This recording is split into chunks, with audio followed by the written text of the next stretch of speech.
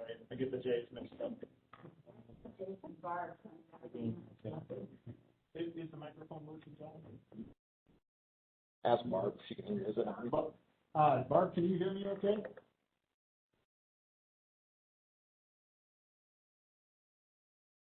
Can anyone hear me online? It's on.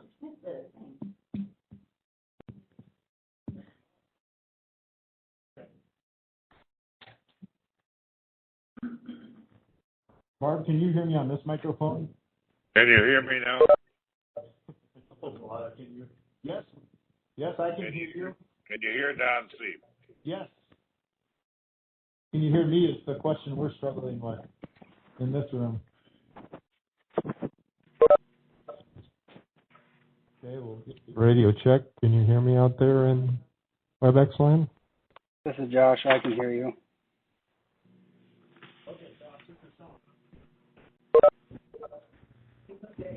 Josh, this is Sean. Can you hear me?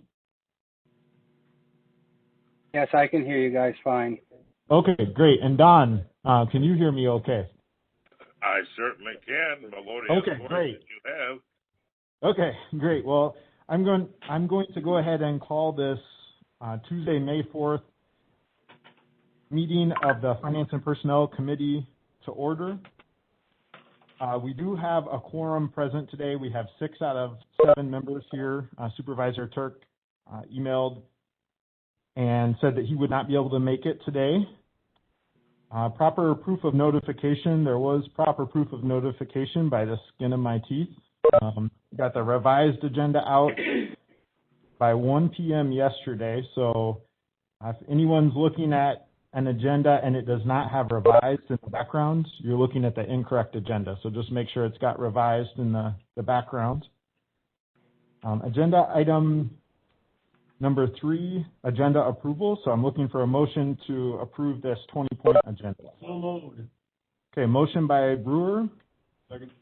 Second by Cooey. All those in favor of the agenda, please say aye. Aye. Any opposed? That motion carries. We have an agenda. Agenda item number 4, previous meeting minutes. I'm looking for a motion to approve those minutes from our April 16th meeting. I believe it was. I'll make the motion. Motion by Cooey. Second by Luck. Any discussion on the minutes? Okay, all those in favor of those minutes, please say aye. Aye. Aye. Any opposed? The motion carries. We have minutes. Thank you, Mr. Bell, as always, for those. I've separated the agenda this time into different sections, so we're going to start with the budget section. Agenda item number 5 is fund review. Mr. Langrick, we'll hand it off to you. Mr. Chair, can you hear me? Or not? Well, if you got it, sir. Well, you got to turn it on if you're going to talk, though. Can you hear me now? Is it going through? Okay. So, folks on the line, let's see. Mr. Seat, can you hear Mr. Langrick? No, I can't.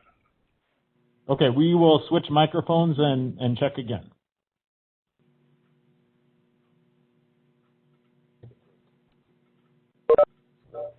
Okay, we're going to try another microphone here. Okay, can you hear me now? Yes, I can hear you. Thank Excellent, you. thank you. I forgot.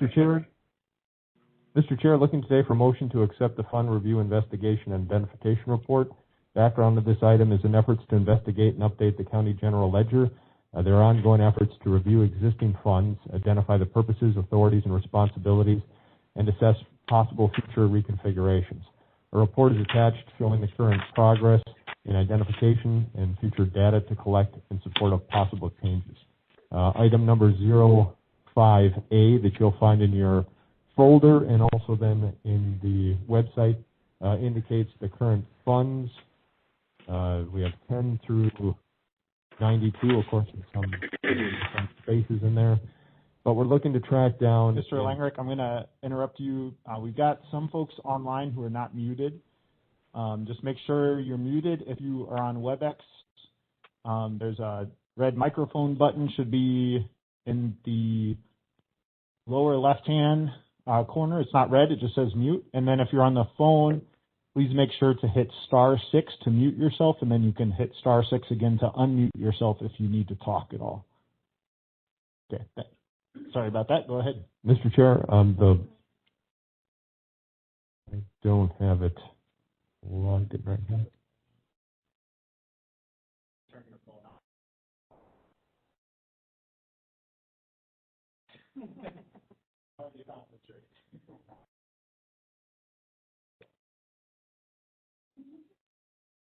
Okay, we've got the form, the 05A PDF, which is a PDF out of a spreadsheet. It captures our current funds. You'll see that we have it now tracked by lapsing versus non-lapsing.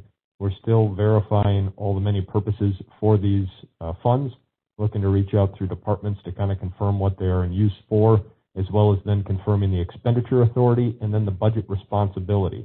Some of the proposed changes coming into the 2022 year, changes for 2021 affecting 2022. We have 3 of them indicated right now with kind of authorization or designation to Health and Human Services regarding budgeting for funds 44 and for funds 54, and then looking potentially to transfer the computer outlay fund 42, currently that's kind of designated to the county clerk's office administrator for the AS400 system, to reappropriate that as a computer outlay in charge of MIS and including not only the purchasing of the AS400 system, but also ongoing server purchases. So we have more work to do on this, and as Josh gets more familiar with it, and now that we have Derek back and we're in an auditing process, we're hoping to be able to fill in all these blocks to be able to come back and show again what are the purposes of all our funds and make recommendations for possible changes. Mr. Chair. Okay, I think I'm going to start us off with a few comments and questions, and then we'll just go around and see if other folks have similar questions or comments. So a few things I noticed when looking through this. So Fund 79, Ash Creek Community Forest, that is under the Land Conservation Department Committee, not the Parks Commission. I was curious to know, and some of these questions I know aren't going to get answered today, so I'm still going to throw them out, and in case anyone knows the answers, it'd be great to hear those, but if they don't, we can keep looking for answers. I was just curious why there are 3 lapsing accounts. And by the way, I had to look up the word lapse to see what it meant. And others are not lapsing. So I'm assuming lapsing means that the balance is wiped out at the end of each year, and the other accounts, whatever's in the funds or in the account stays in that account in the next year, and possibly we add to it. Joining the personnel and finance meeting, but I'm going to keep it on mute. Okay, thank you. Mr. Chair, answer to your question is this is how it's figured in the system is non-lapsing versus lapsing. Like you're saying, yes, lapsing is going to wipe the balance. Or other ones are under the system right now is non-lapsing from what it looks like in regards to the general fund. Even though it's indicated as non-lapsing, it looks like historic practice through the deficiency report has been to essentially kind of lapse the funds manually and reset the totals back to the new budgeted type of a year. So as we work through the deficiency report and the audit, we intend to kind of reset them based on the current year's budget as our actions moving forward, Mr. Chair. Okay, that makes sense. I was curious why some departments have different fund numbers and others don't. So I understand Highway and Pine Valley are enterprise funds, and so we would keep those separate. But I guess an Mr. example Chairman. would be Health and Human Services Department. That one being separate, but then you have, say, Land Conservation Department, and that is not separate. It happens to have a couple separate funds. I'm curious about that. Maybe Supervisor Sheep has the answer. Mr. Sounds like Chairman. he wants to jump in. Go ahead. Mr. Chairman. Go ahead. I'm familiar, having been on the Parks Commission. There was a non-lapsing fund for that department. And I think maybe there may be a non-lapsing fund with this sheriff's department. But I know for a fact that there was one, and there was a justification for it. I just don't remember what the justification was. Yeah, so it looks like you're correct. So county parks would be Fund 75, and that's non-lapsing. And somewhere on here I did see sheriffs. But they have several different funds, but I thought there was one that was just kind of a generic sheriff's fund as well. And then my last question is, what is Fund 89? Finance and Personnel is responsible for that. It's called Family Emergency Loan. I've never heard of that before. Do you know what that is, Mr. Langreich, or anyone else know what Family Emergency Loan is? I'm not familiar with it this time, Mr. Chair. Yep, Supervisor Seat, go ahead. Mr. Chairman, Go I ahead. would suspect that it either is related to Human Services or to the fund in the Veterans Department, Veterans Office for needy veterans. I don't know. I'm just guessing. Okay, well, we can look for that answer later. Or it could be the emergency government. Okay. Okay, comments from committee members or questions?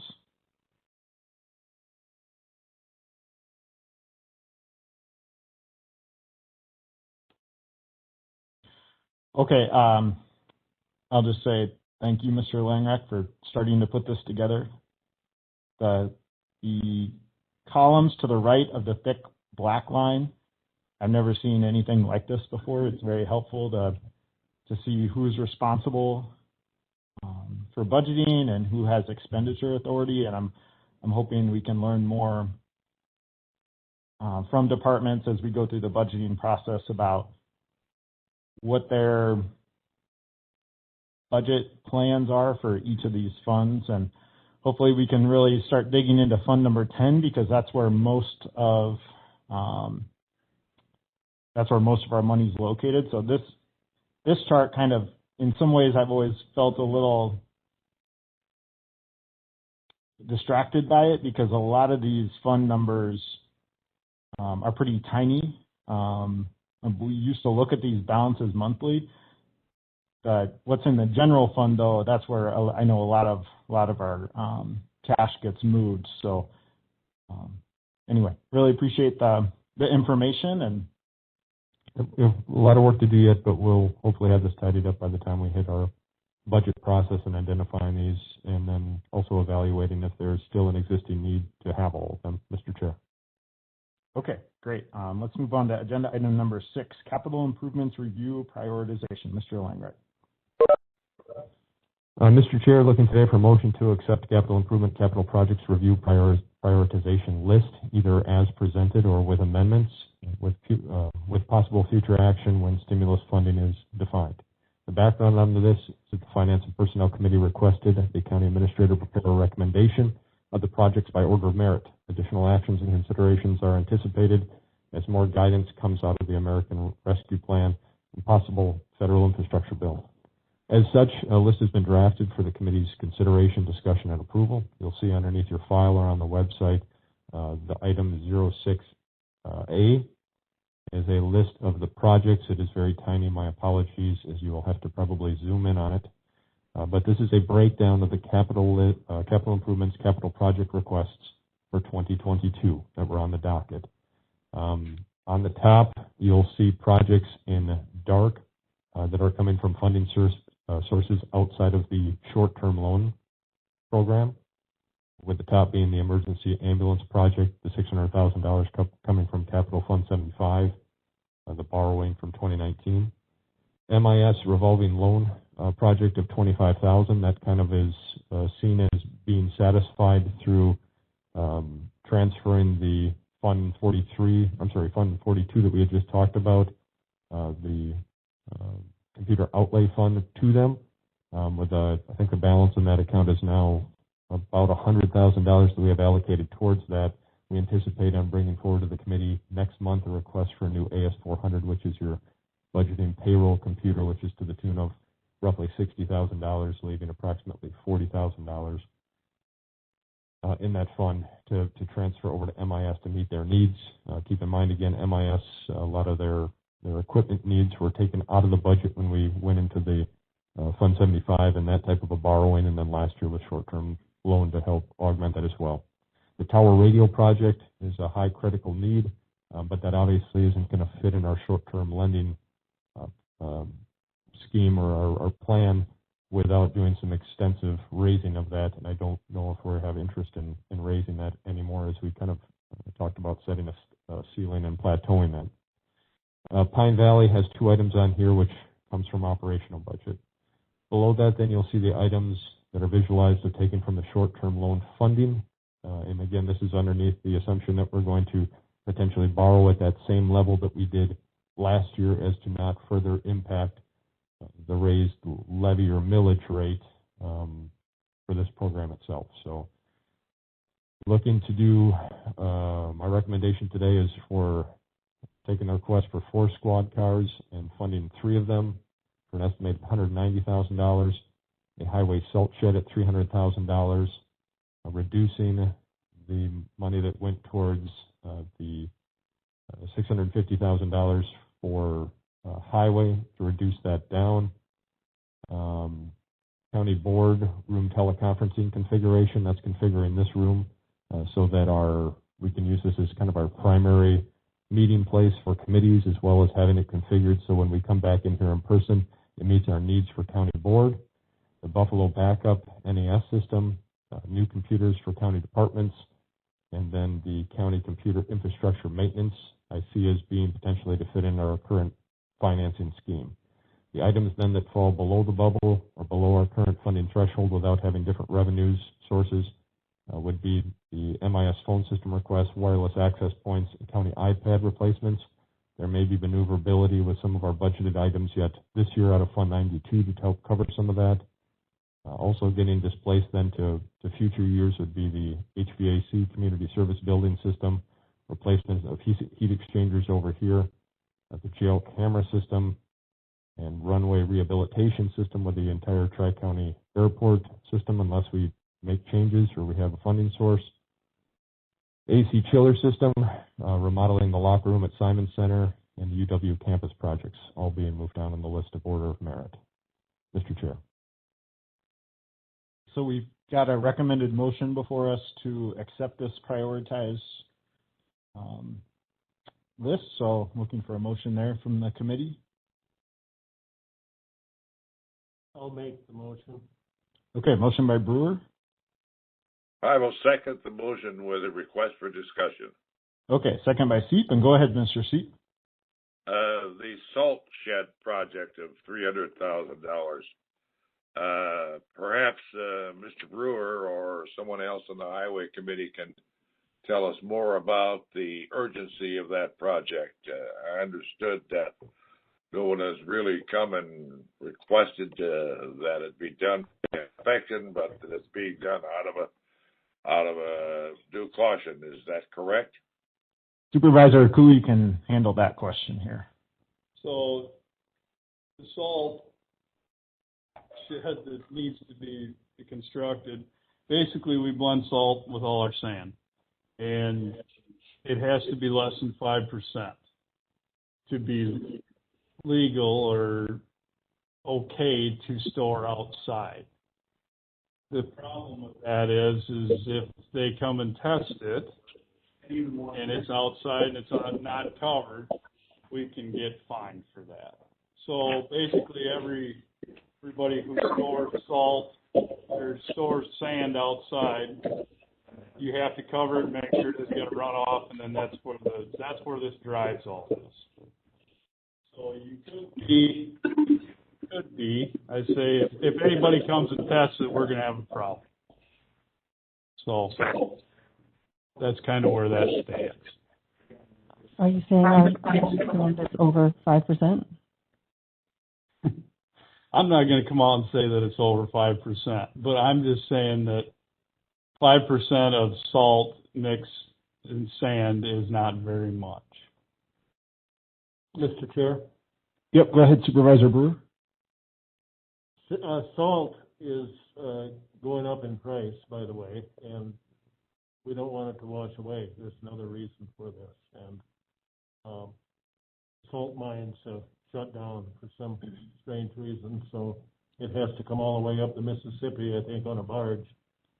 So there's another reason. Other reasons are groundwater contamination, a myriad of the list of things that can happen.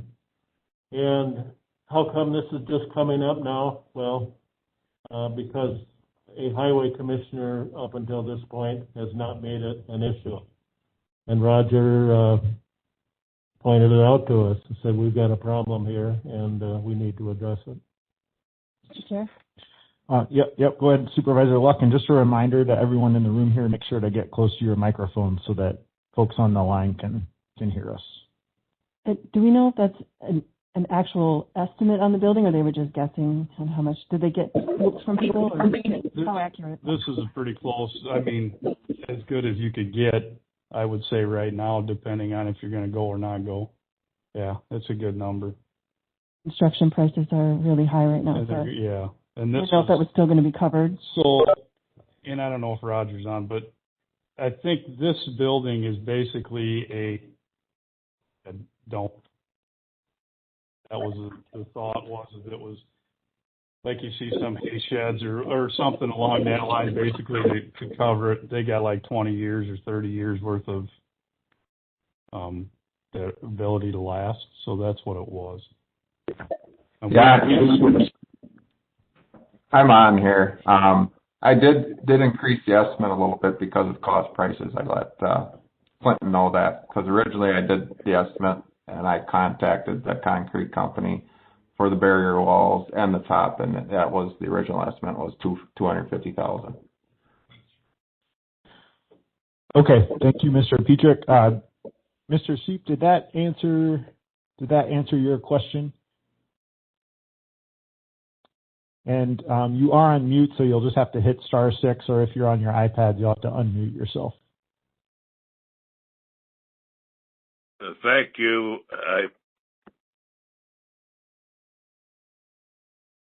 Mr. Chair, can I ask a question? Okay, great. Supervisor Gentis? I know in our last meeting you gave such a nice detail of all the different funds that might be coming down from the government. And so we're making this list. And have you any update of when we might get those and how that might affect this list?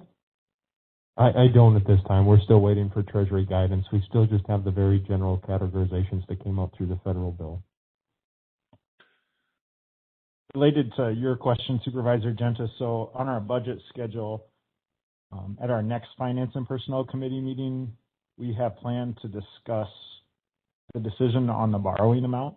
So right now, Mr. Langrich just has this shown as if we kept our borrowing amount at the same as we did last year, what could we fund? But we actually haven't discussed that as a committee, but we will be discussing that at our next meeting in May here. And Mr. Chair?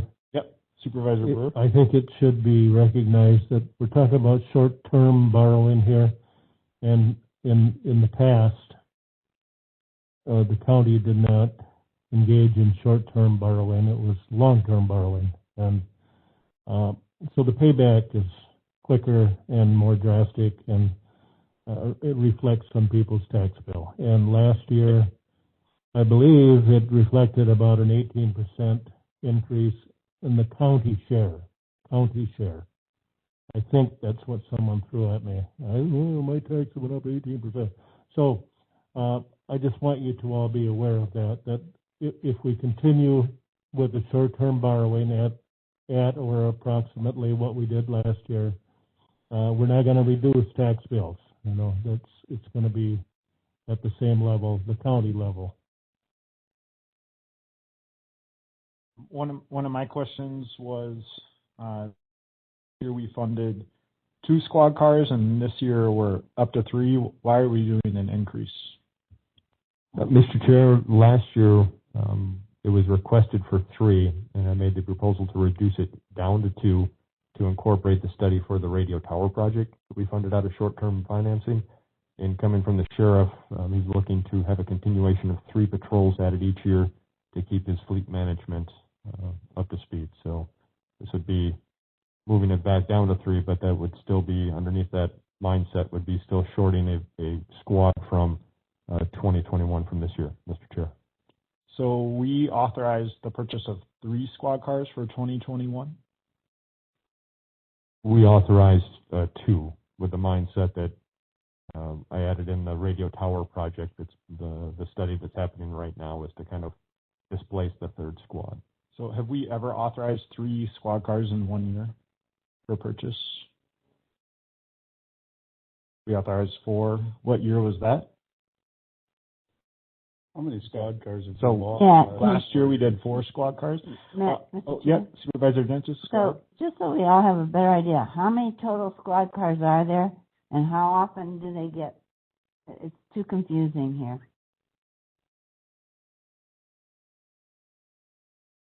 So this is Chief Deputy Porter. So the rotation of squads has been somewhat erratic because for the longest time we shared squads. So some squads got more miles than others. Right now, envisioning a 6-year rotation in cars now that we're at the level of take-home cars. So currently, I have a couple cars I need to get rid of, but we have on the road full-time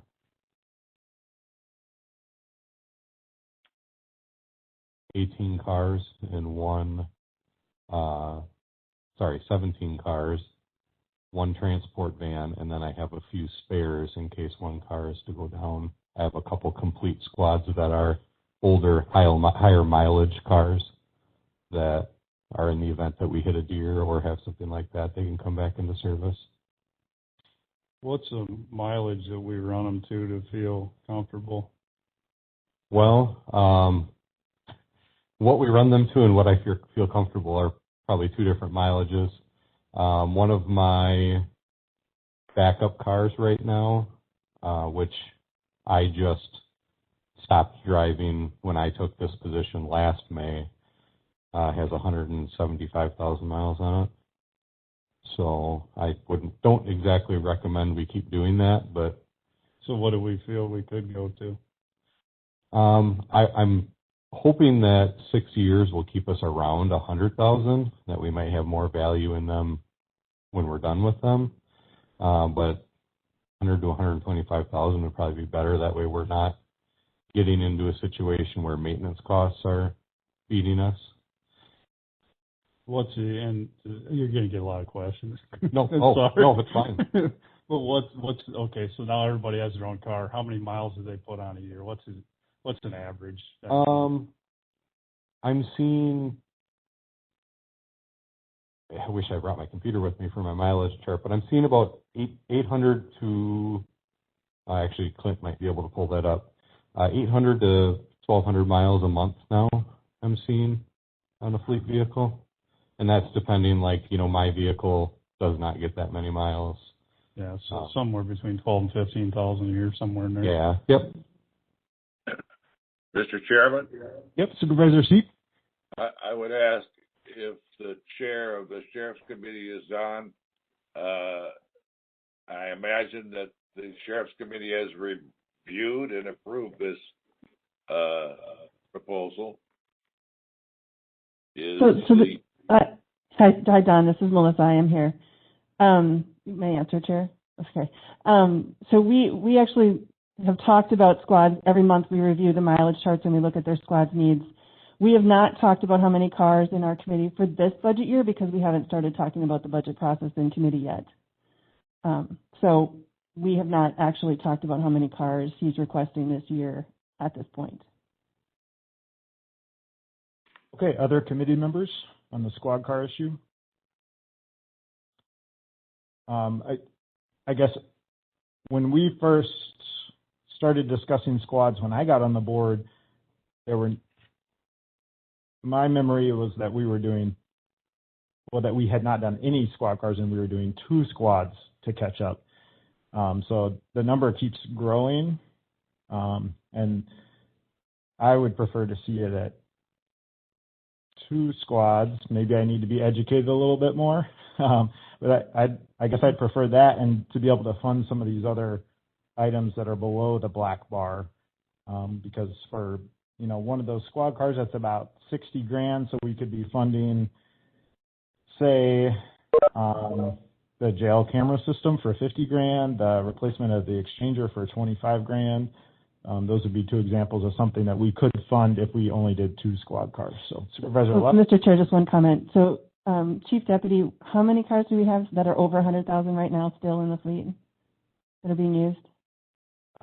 So I don't. 6? I don't have my Yeah. mileage chart right in front of me, but 6 or 7. 6 or 7 was my recollection from last month, that was how many we still had over 100,000. So that, I'm not saying I disagree with you. I think that, there, and maybe we can ask Chief Deputy Porter, would you rather have the jail camera system or a 3rd squad? Well, again, we're at 3 down from 4. And I need a jail camera system as well. It's Mr. Chairman? Mr. Chairman? Let's let Chief Deputy Porter finish his comments, please. If we're forced to put into a situation, I think we have to have the camera system, and we'll have to try and make do with what we have for cars, because we're going to need to fix that jail camera system. Unless we can find other funding sources for the camera system, we're going to kind of be put into a situation where we're going to need to upgrade that at some point anyway. Okay, Supervisor Seat. Yes, thank you. I was on the Sheriff's Committee for 6 years, back when Sheriff Richland was on and then after he was succeeded.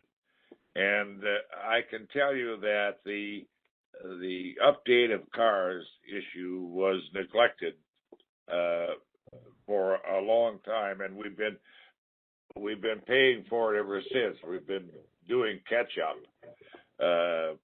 The purchase of vehicles was cut back for other budgetary reasons within the Sheriff's Department internally at one time. But if the Sheriff's Department needs 4 vehicles and its committee is aware of that and recommends it, then we should support it. You can't run a Sheriff's Department without adequate equipment. And it's a priority for the county. It's a matter of public safety. Well, the motion before us is to accept the administrator's recommendation. The recommendation has 3 squad cars, not 4, not 2, in it. So I'm sorry, I thought I heard him say 4. Yes, there was an initial request for 4. I think I would like to vote against the motion. I'd prefer to postpone this until we can get more information. I'd love to be educated more on the squad car issue, because I know you guys have a lot of data and information, and I think this one probably gets more chatter from the public than any other both for and against capital improvements that we do. So I think we really need to be digging into this a little bit more. Mr. Chair? Yeah, Supervisor Brewer? I'm looking at this request for approval of this list as a preliminary event in our budget process. I think approval of this list doesn't automatically mean that we're spending the money this way. I'll refer to Mr. Langrick for his comment. Mr. Chair, I just have a question that's not about squad cars after they're done. Supervisor Brewer, whether it's approved today as is or whether we vote against it, it's obviously going to be a conversation point that's going to come back with the same type of a list. The other pieces of the puzzle that we know are coming into play, though, as we start talking about the borrowing amount. I know that those variables still kind of hinge out there as we don't know what these other funding sources are going to be in place, but I can't promise that the state biennium budget or the federal funds are going to be kind of firmed up before we cross that threshold in September of committing to do a borrowing. So it's kind of put in place as a, like you said, a preliminary type of a plan of this is how I view the merit of the projects, whether it shakes out that way at the end of what we actually purchase. There's many decision points between here and then, but it's brought forward of, this is the starting point to start the discussion. Mr. Chair. I just want to say that I do think that if we do adopt this today, it does sets the tone. And I would make a motion to amend to reduce the squad cars from 3 to 2, but I also don't feel like I have enough information to make that motion. I think that'd be a little too rash. So that's why I think that's why I'd prefer that we put this off until we can get more information about that. Supervisor Luck, go ahead. So I have a question about the airport. So you prioritize the airport down quite a ways there. And so what happens to the FAA funds, and if we don't contribute, will that throw the whole thing out, or what happens? So we don't have funding there from short-term loan. It's going to have to come from operations or some other types of funding sources. In trying to march forward with the priorities here, again, this is how while I see that as an opportunity, it's going to be a $9.5 million investment from the federal government, stacking against the other things on this list and the limited resources we have there. That's how I would view it. If that's the wrong answer and we need to change that, or we need to take it out of our operating levy and contribute that to the commission through an operating type of an expense, that's another conversation point. But now would be the time to say, that's enough value to us, enough importance to move to that above these other types of projects. But I'm not saying that it is. I just was wondering, will we lose? I mean, I know that the federal government was going to pay for a majority of the improvements.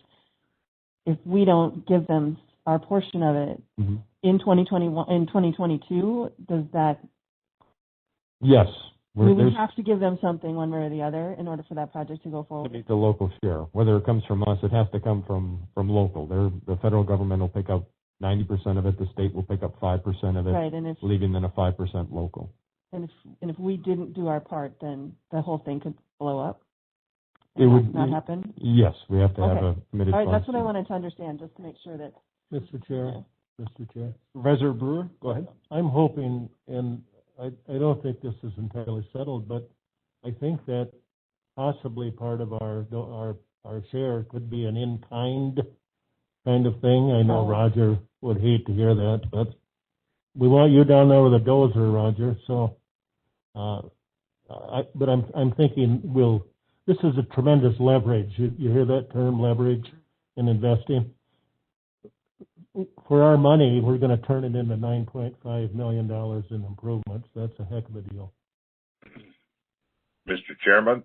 Yeah, I guess I have a procedural question, and I think it's for you, Mr. Seep. So if, unless Ms. Dadoun wants to jump in here too, but it's a parliamentary question. So can I make a motion to postpone when the motion to approve is already on the floor and it's accepted by the body with a second? Do you mind, Ms. Dadoun, just turning on your... I'm not 100% positive, but I did sit through a parliamentary procedure lecture yesterday, and I believe this is something they raised as a certain kind of a motion. I think you can, yes. While it's on the table, you can make a motion to postpone. Okay, I'll make a motion to postpone this until our next Finance and Personnel Committee meeting when we can get more information on squad cars. I'll second that because Deputy Porter just said that he'd rather have the jail camera, so I think we need to figure this out. Okay, so we got a motion by myself and a second by Gentis. Question? Any discussion on that motion, Supervisor Seep? Question. Are you does your motion refer just specifically to the squad cars and the other equipment for the Sheriff's Department, or for the whole ball of wax here? So my motion is to postpone acceptance of the capital improvement and capital projects review prioritization list. So the whole thing. All right. Any further discussion on that, Supervisor Brewer? I have a question to Mr. Langrick. You need to get on with the planning for the borrowing. So is a month delay going to cause a problem? It would be a 2 weeks, and no, we'd still be able to meet our timelines. Again, this is brought forward the idea that this is kind of a starting point. Where things fall is yet to be determined. So okay, thank you. We'll be okay. I have a question. Supervisor Cooey? Couldn't we just pick, say, the figure? I mean, the figure's $1 million. Couldn't we just do the figure and not tie anything to it? I mean, we got a good idea what it is here, but if we're concerned that this is what it's going to be is the fear, I would say, can we just say, okay, we're on pace to borrow $1 million this year for capital and leave it at that without any squad car, salt shed, any of that stuff in it? We can, Supervisor Cooey, the resolution language for the authorization language would be like we've done last year, where it's going to capture the intent of it, but in broad categories where there's still maneuverability. So it would be $100,000 to do highway, county trunk improvements, MIS infrastructure. It would be the same way. Would that get us to where we can keep going forward and not have to wait the 2 weeks, or does that matter? I guess that's the question. The actions on the borrowing, Supervisor Cooey, would be something we'd have to take action on in September, so we still have some time on that. It's just, I mean, there's still time on it, and that's why we're starting the discussion now, so that we have multiple meetings to address it. At some point, there may be interactions with how it's going to impact our operational budgets, but at this point, we still have time to chew on this. So the 2 weeks isn't a problem? No, we'll be okay. That's my only question. Mr. Chair? Yep, Supervisor what? When are we going to have a conversation about what's the maximum amount we are comfortable with the short-term borrowing? Okay, so I'm referring to the 2022 budget development process document, which we've adopted, this committee. So for capital improvements, we are scheduled to make a recommendation, this committee, on May 21st for the list of projects that we prefer. We're also scheduled to make a decision on the borrowing amount on May 21st. That's so that in June, the county board can review our recommendation for capital projects. So we are on track to do it in this way, and we've already, implicitly or explicitly, I'm not sure which, agreed with this approach. Supervisor Seat, did you have something to add? No, as long as this doesn't interfere with Mr. Langrett's works plan, the schedule with regard to this, fine. I will support your motion. Okay. You're looking for more information. Exactly. So all those in favor of the motion to postpone, let me read what we're postponing. Postponing accepting capital improvement and capital projects review prioritization list until the May 21st meeting. Please say aye. Aye. Anyone opposed? Yes. No. Okay, so it sounds like I'm voting in favor, so it sounds like we have 5 in favor and 1 against. So that motion to postpone carries. Okay, agenda item number 7, salary plan progression. Mr. Langret. Chair, looking today for a motion to implement either a step increase or a aging of a wage schedule to reflect the CPI increases with an effective date to be determined. The background on this item is during the 2021 budget process, the decision to forego salary and wages increase happened. The decision was made under projections of 2020-2021 revenue impacts related to COVID-19 pandemic. This reaction to the situation was taken against previous county committee commitments established through Resolution 1989, which adopted the compensation schedule and directed step progression. In efforts to understand financial impacts in initiating a salary wage increases, the following options were cost projected for consideration by the committee. There's 2 options here to consider today. The first one is the aging of the wage schedule. This is the Carlson-Detman schedule that was put together in the 2018-2019 project. The wage schedule was adopted with the wage data from 2018. This scenario would age our existing wage schedules with the consumer price index averages for each years to bring our wage schedules up to the 2022 projections. This option addresses keeping our wage schedules up to date. As you can see, the total impact on that for both the general and Pine Valley is $711,000. That's bringing it up multiple percentages for compounding percentage increases from 2018 through 2022. which equated to, I believe, around or just over 7% increase. And looking at the other option, this would be to initiate a step increase. Our goal was established through the adoption of the Carlson Study Resolution of 1989 was to eventually have access for employees to reach step 8 on the schedule, which was the time correlated with the market value of the position.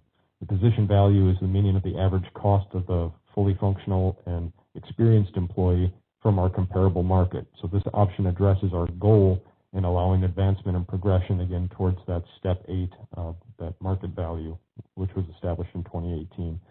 So in doing a step increase, allowing for a step increase, the impact is significantly less as it was equating to 2% versus a 7% increase. And looking for the possible commitment by the Finance and Personnel Committee for one of these increase options today. This decision will help us set guidance for the appropriation request for the operations budget, as well as it'll put us on course again to remedy some of our compensation concerns, which continue to come forward to myself and to the committee. Below that, if you scroll down, you'll see the different wage schedules with the existing numbers that are in there for each step, and then the compounded additional percentage increases to show how it's added up over the last several years. Mr. Chair. Okay, so with our budget calendar for this item, I'm just going to go through that just so we're aware of the decision points we need to make on our compensation plan.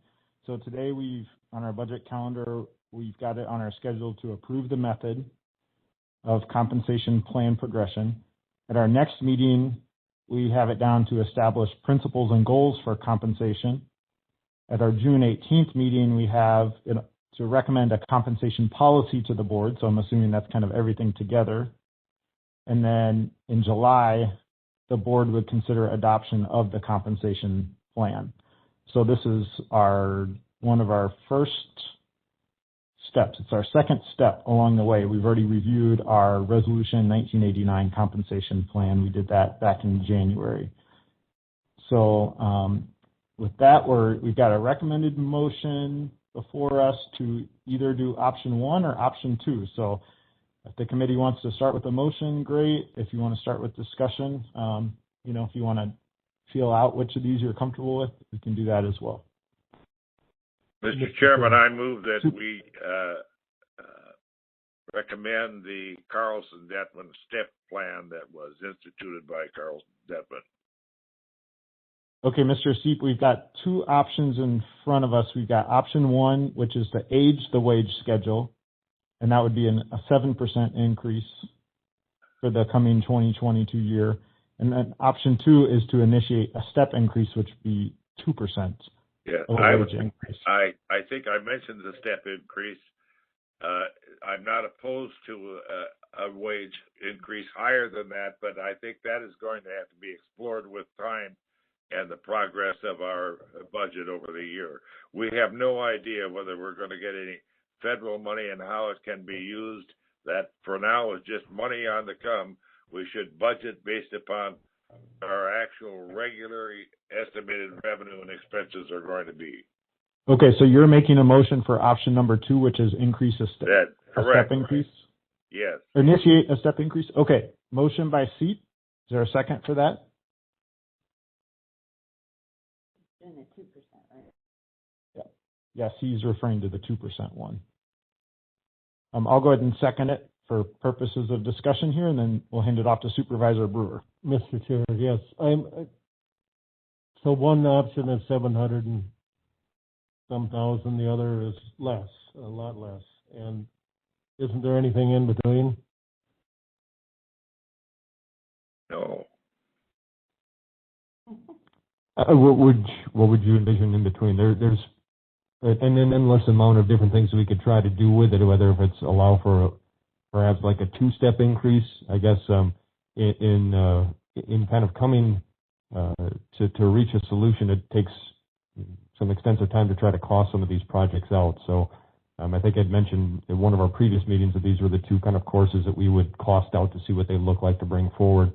If there's other options that you want to do in between that, we certainly can. And again, if that's like a dollar amount, or if that's to to allow for multiple steps, by all means, let me know what you might have in mind. Mr. Chairman. Let's let Supervisor Luck go, and then Supervisor Seeps in the waiting.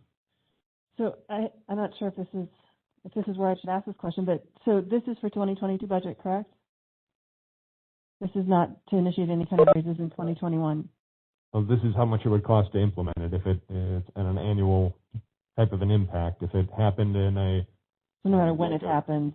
Yeah, that would be the annual Okay. impact. So if it happened this year, you would be absorbing half of that this year and then carrying that amount Right. over next year. And so, I mean, I know we had this conversation a month ago about how accurately we tried to predict our deficits because of COVID. And so are we feeling any stronger about the numbers as far as, did we underspend, overspend because of COVID in general in our overall budget?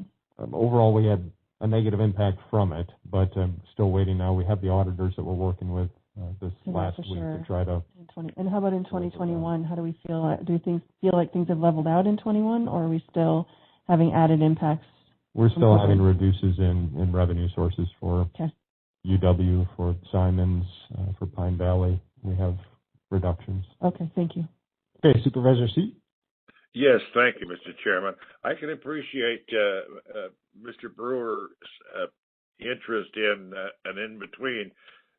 There is the notion that if we're doing well with our budget, there's no reason why we can't award a bonus to employees in a sort of an equitable way at the end of the year. That's been done in the past. And if the money's available, we can do it. We don't know whether the money is going to be available now, just as we don't know whether the money would ever be available for a 7% increase. Yes, I believe that is correct, but at the same time, we're trying to give some guidance so that staff can keep working on building the budget. So any comments from other committee members before we take a vote? Just check with anyone else. Okay, Supervisor Cooey, go ahead. You got something? I do, but you can go. The only thing, and we talked about this last year, if we don't continually try to step forward, and eventually we're just 10 years behind, 15 years behind, we won't be able to retain anybody. We're going to have to bite the bullet here and get the wage where it belongs.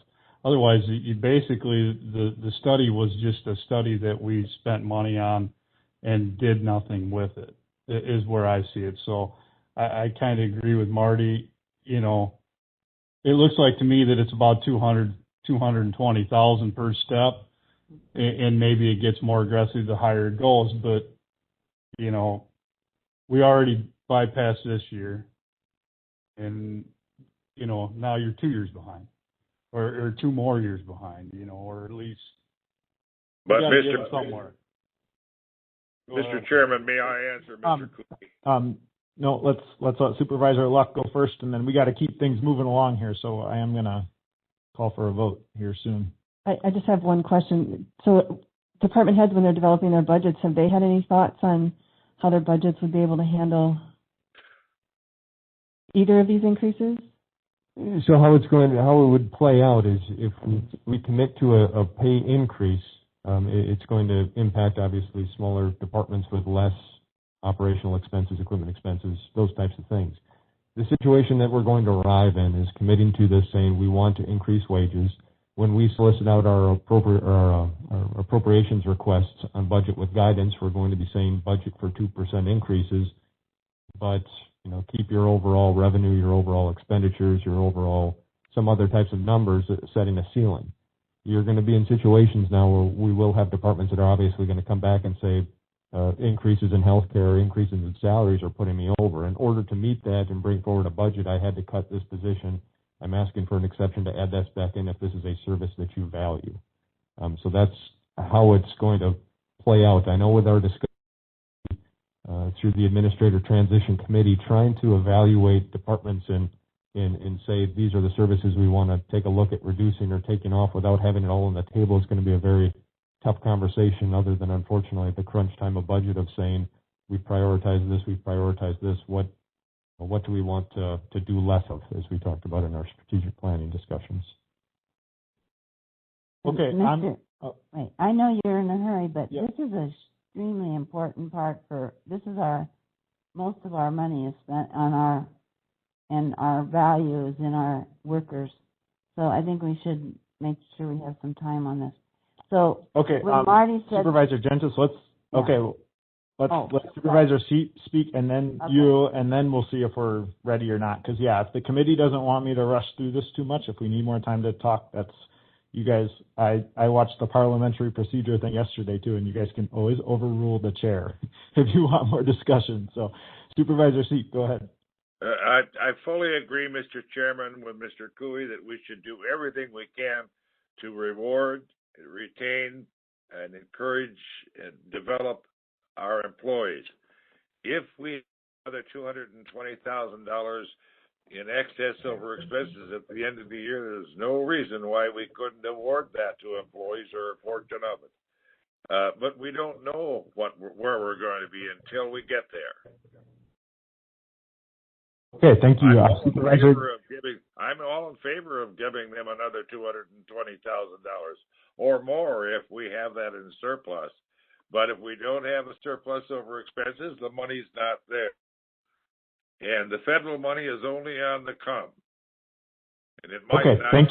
Thank you, Supervisor Seat. Let's go to Supervisor Gentis. I just want to ask, Mr. Langer, 7% you feel brings us up to what we should have been at the 2022 time? It doesn't evaluate each individual, Supervisor Gentis, but the method was we went to the Wisconsin Employee Relations Committee. Right. We took the Consumer Price Index for base wage bargaining and then added that into the years between when we adopted the plan until going forward into next year, Supervisor Gentis. Okay, anyone else? That's basically coal, right? We couldn't quite hear that. Repeat that, please. I said what Mr. Langworth is talking about is basically COLA, cost of living allowance. Correct? Correct. Well, it's the Consumer Price Index is taken off of the. That's what COLA is based on, isn't it? Isn't COLA based on the Consumer Price Index? It's the same type of reflection on how much things cost in a given year, how much they increase. Okay. Yes, Ms. Dodoon? I just have one question. Is it possible just to do option 2 in the short term, and then when we see how we respond after COVID, then to perhaps move to option 1, or is it one or the other? I do believe that right now Mr. Langrick is asking us to make a decision. I believe that what Mr. Seep is arguing for is that we may be able to do something more in the middle, like what Supervisor Brewer suggested at the beginning of the conversation, once we find out more information. But Mr. Langrick needs something to start the budgeting process so that department heads have some guidance about what the Finance and Personnel Committee and what the county board sees as far as wage increases for the 2022 budget year. So, Mr. Bell, I'm wondering if you are prepared to take a roll call vote. This would be your first one. Are you available to do that, or would you like me to initiate the roll call vote? I've got the file here. I just need to get it open. Okay. So, as soon as you're ready, let us know. Supervisor Cooey? Yeah, so if we're using this for their budgeting purposes, and that's basically what this is for, right? Yeah, for the departments. So the 200 is a number. You could put whatever number we want because we're planning for next year's budget, correct? Is that the thought process for this? The thought process on this, Supervisor Cooley, would be that we're saying we're going to allow employees to move up to that next step on the Carlson schedule. And that would be a transition that I would see happening on the first day of the first pay period going into payroll 1 of 2022. And with that, then we'd be giving guidance out to departments that factor in what that percentage is increase so that now they can schedule out all their wages and benefits according to that projection. So then we could, like Mr. Brewer was saying, I mean, we could put it wherever we wanted. We could go with the option one, and the department heads are going to have to make their budget manage that, correct? Yes, if we say we're going to do a 7% increase on wages, that would be what we would issue out to departments. At the same time, obviously, then we'd be wanting to put in, what is the operational ceiling, though, because obviously we're going to, the point is, at that point, is going to be like, what's the priority within your department? How are you going to make it work? And then come back to us and say, this is the guidance you give me. In order to do that, I've had to make these types of cuts to this. You're going to have to tell me now if this is a value across the entire county to add back into my budget.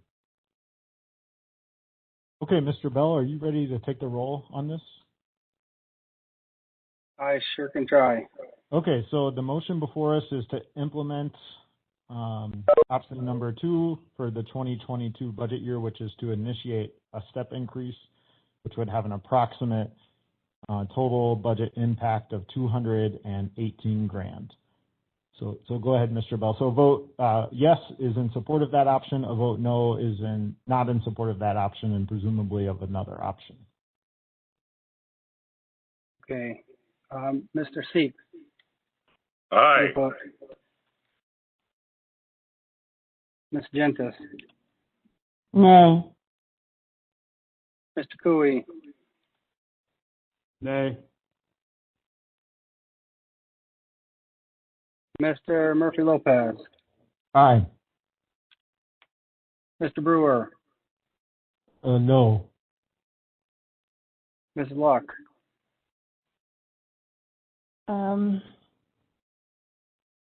Aye.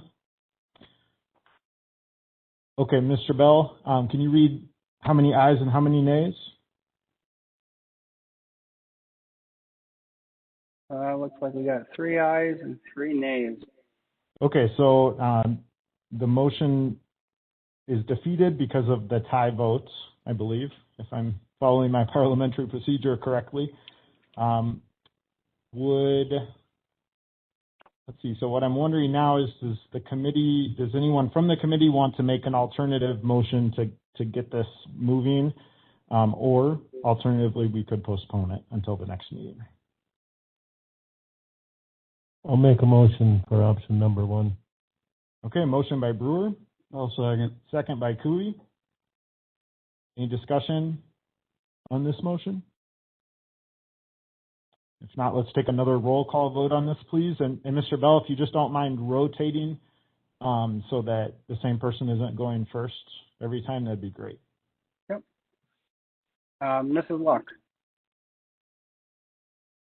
No. Mr. Seep. No. Ms. Gentis. Aye. Mr. Cooey. Aye. Mr. Brewer. Aye. Mr. Lopez. No. So we got 3 ayes and 3 nays. Okay, so that motion is defeated. I'm going to go ahead and make a motion to postpone this until our May 21st meeting. I'll second that. Okay, second by Gentis. Any discussion on the motion to postpone? No discussion allowed. No, that's tabling, and actually I learned in parliamentary procedure that that's not the case. You can discuss postponement, I believe. Is that right, Ms. Badoon? Just make sure to pull the microphone. I believe so. Okay. Any discussion on the motion to postpone? So does that mean that we're asking Mr. Langer to come back with a couple more options? I don't believe necessarily. He may be creative in the meantime and choose to do that. That would be my guess, but Supervisor Coon? The reason why I wanted to see that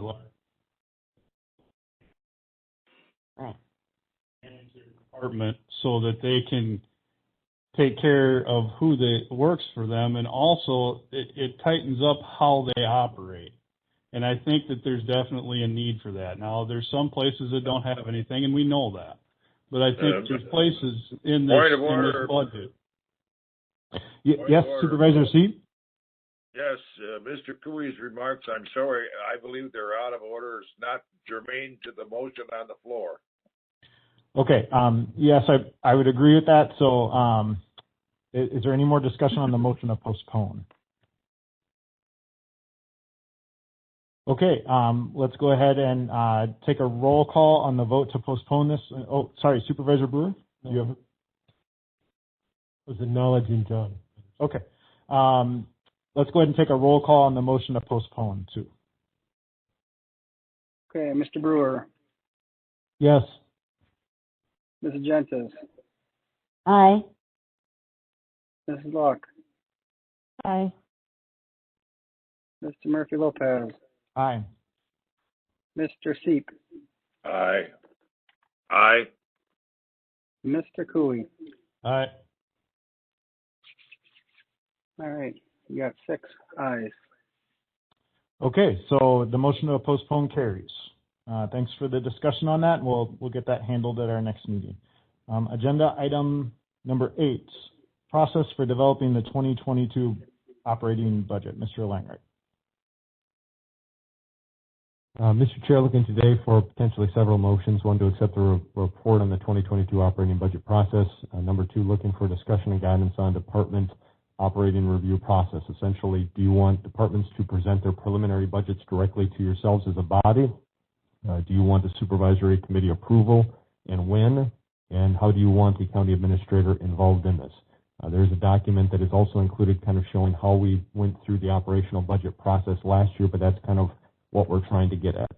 As our 2022 budget preparation process has grown and continues to grow in scope and design, I've also been asked to help illustrate the purpose of the many different steps to capture the detailed schedule that we've been kind of going off of. So to try to break that down, if you can visualize it as a phase 1, our preparation phase, where we're putting in our planning and our goals and our process, we've now adopted a plan that we're marching through with our detailed timeline.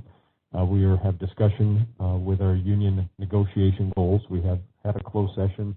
I've had discussions with John and with our administrative team, with the sheriff's office as well as in the administration office. We've adopted a capital improvements, capital projects process in bringing those petitions forward to you folks. We've got ongoing work to review the fund assignments, which we looked at today. We have ongoing work to review our benefits package, as well as then also adopting then a operations budget review process, which I'm hoping to get your guidance on today. The phase 2 on it then would be committing to our initiatives, and this is to try to evaluate prior commitments and values. Committing to a general fund reserve, we have done that, and we reaffirmed that earlier this year in January. Compensation wage plan was something we just talked about. We plan on bringing our evaluations on some of our partners, as well as a commitment to our capital improvement, capital projects planning.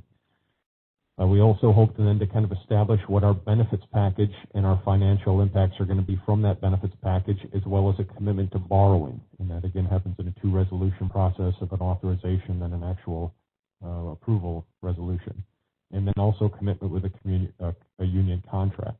So all those things kind of get us at a point then where we're doing that distribution out to departments and giving them guidance on how much money we think we're going to have available to say, we're doing this with our wages and benefits. We need you to set your ceiling on operational expenses at this level, whether it's based on a levy limit, whether it's based on an expenditure limit, how we make that work. We distribute out our guidance to on budget appropriations to departments. They internally then are working out how they're going to make the puzzle pieces fit. And then I ask you then, how do you want that review of their budgets brought forward then, as we take it forward to the next steps of adopting the union budget, if we have any types of changes in partnerships by resolution, and then finally bringing an entire kind of budget forward again to the county board. So that's kind of how it's visualized. The big questions again kind of come back then to, we go through these steps now and we put out the appropriations request to the departments, giving them guidance. How do you want them to bring their operating budgets to you? Do you want to have them come forward and go through line item with you, kind of showing you what they have for breakdowns? Do you want, like last year, having myself review that and bringing forward a proposal? and where do you want the supervisory committees involved in it? Do you want their approval prior to it coming to you to make sure that they're on board with it, or do you want to tell them what it's going to kind of be and tell them what they're looking at going forward into next year? Mr. Chair. Okay, so I'm, in the interest of time, I'm going to jump out with a motion. I'm going to pass something around, and I'd like to hear feedback on this if the motion gets a second. So I'm going to make a motion regarding 2A that we do want departments to present preliminary budgets directly to the Finance and Personnel Committee for the 2022 budget year. And I'm going to wait for a second before we discuss it, if there is a second. I'll second for discussion. Okay, a second by Brewer. So what I did is I pulled out from a agency that has a similar population as ours, a departmental. I'm going to pass this to Supervisor Gentis first, and Supervisor Seep, I can get this to you some other way as well, but I'm going to try to also describe it. What they've done at this agency is, if you look at, there's 6 pages, it's the police department in this agency. It's not a county, it's a city. And what they've done on pages 3, 4, 5, and 6, the last 4 pages, is they put all the detail of each fund number and the costs, the amounts that's budgeted for 2022 compared to what has been in the past. And that's what we have traditionally done here in the county. We've always had that listing of all those different, I guess, sub-fund numbers within each department. What they've done differently here is they have an introduction for the department. It says what the department does, it's just a paragraph, what the police department does. Then it has the FTE staff. It shows how many staff are there for the proposed budget year and how many staff were there in previous years. It also summarizes what the total budget is for that department. And actually on that first page, they're in charge of 3 fund numbers. So you see each fund number detailed, and then they list department goals. So what are their goals for the upcoming 2022 budget year? So it's pretty simple. It's not very detailed. It's just basically it's 2 pages. I did talk to Mr. Langrek about this last Friday. He did come up with some sort of a template like this last year, but never issued it to department heads. So I did show him this, and I looked at his template from last year as well. I do think the reason I made the motion is I do think it's important for us to hear from departments. I have spoken in the past against hearing from departments when we didn't know the big picture. When we were just hearing, we were diving right into the weeds, and we weren't understanding what we were talking about with FTE, what the departmental goals were, what the overall impact to the budget, what we weren't giving them any guidance about, how much of a step increase you should be planning for, the health insurance increases, any of that. But now I think with our new administrator in place, I think now we might be better prepared to hear some of this information from departments. Mr. Chair. Mr. Brewer. Could this be termed a blended approach? I remember our budget process before last year was just a hodgepodge, willy-nilly, had people here that weren't prepared, couldn't answer the questions, and it went so smoothly last year. It was really good. However, I can see where we may have short-circuited some ideas or maybe some concerns on the part of departments because we didn't give them the opportunity. So I think this is almost a blended approach where we use the more streamlined approach that was introduced to us by Mr. Langrek, but it also gives departments a chance for their 2 cents worth or $200,000 worth or whatever it is. So I would agree. I think that's accurate to call it a blended approach. Other committee members? Okay, so the motion before us is to request preliminary budget presentations from departments directly to this committee. All those in favor of that motion, please say aye. Aye. Aye. Any opposed? Okay, that motion carries. Let's see, we've got a couple other things in front of us here. We've got a recommended motion to ask for supervisory committee approval. Does someone want to make that motion?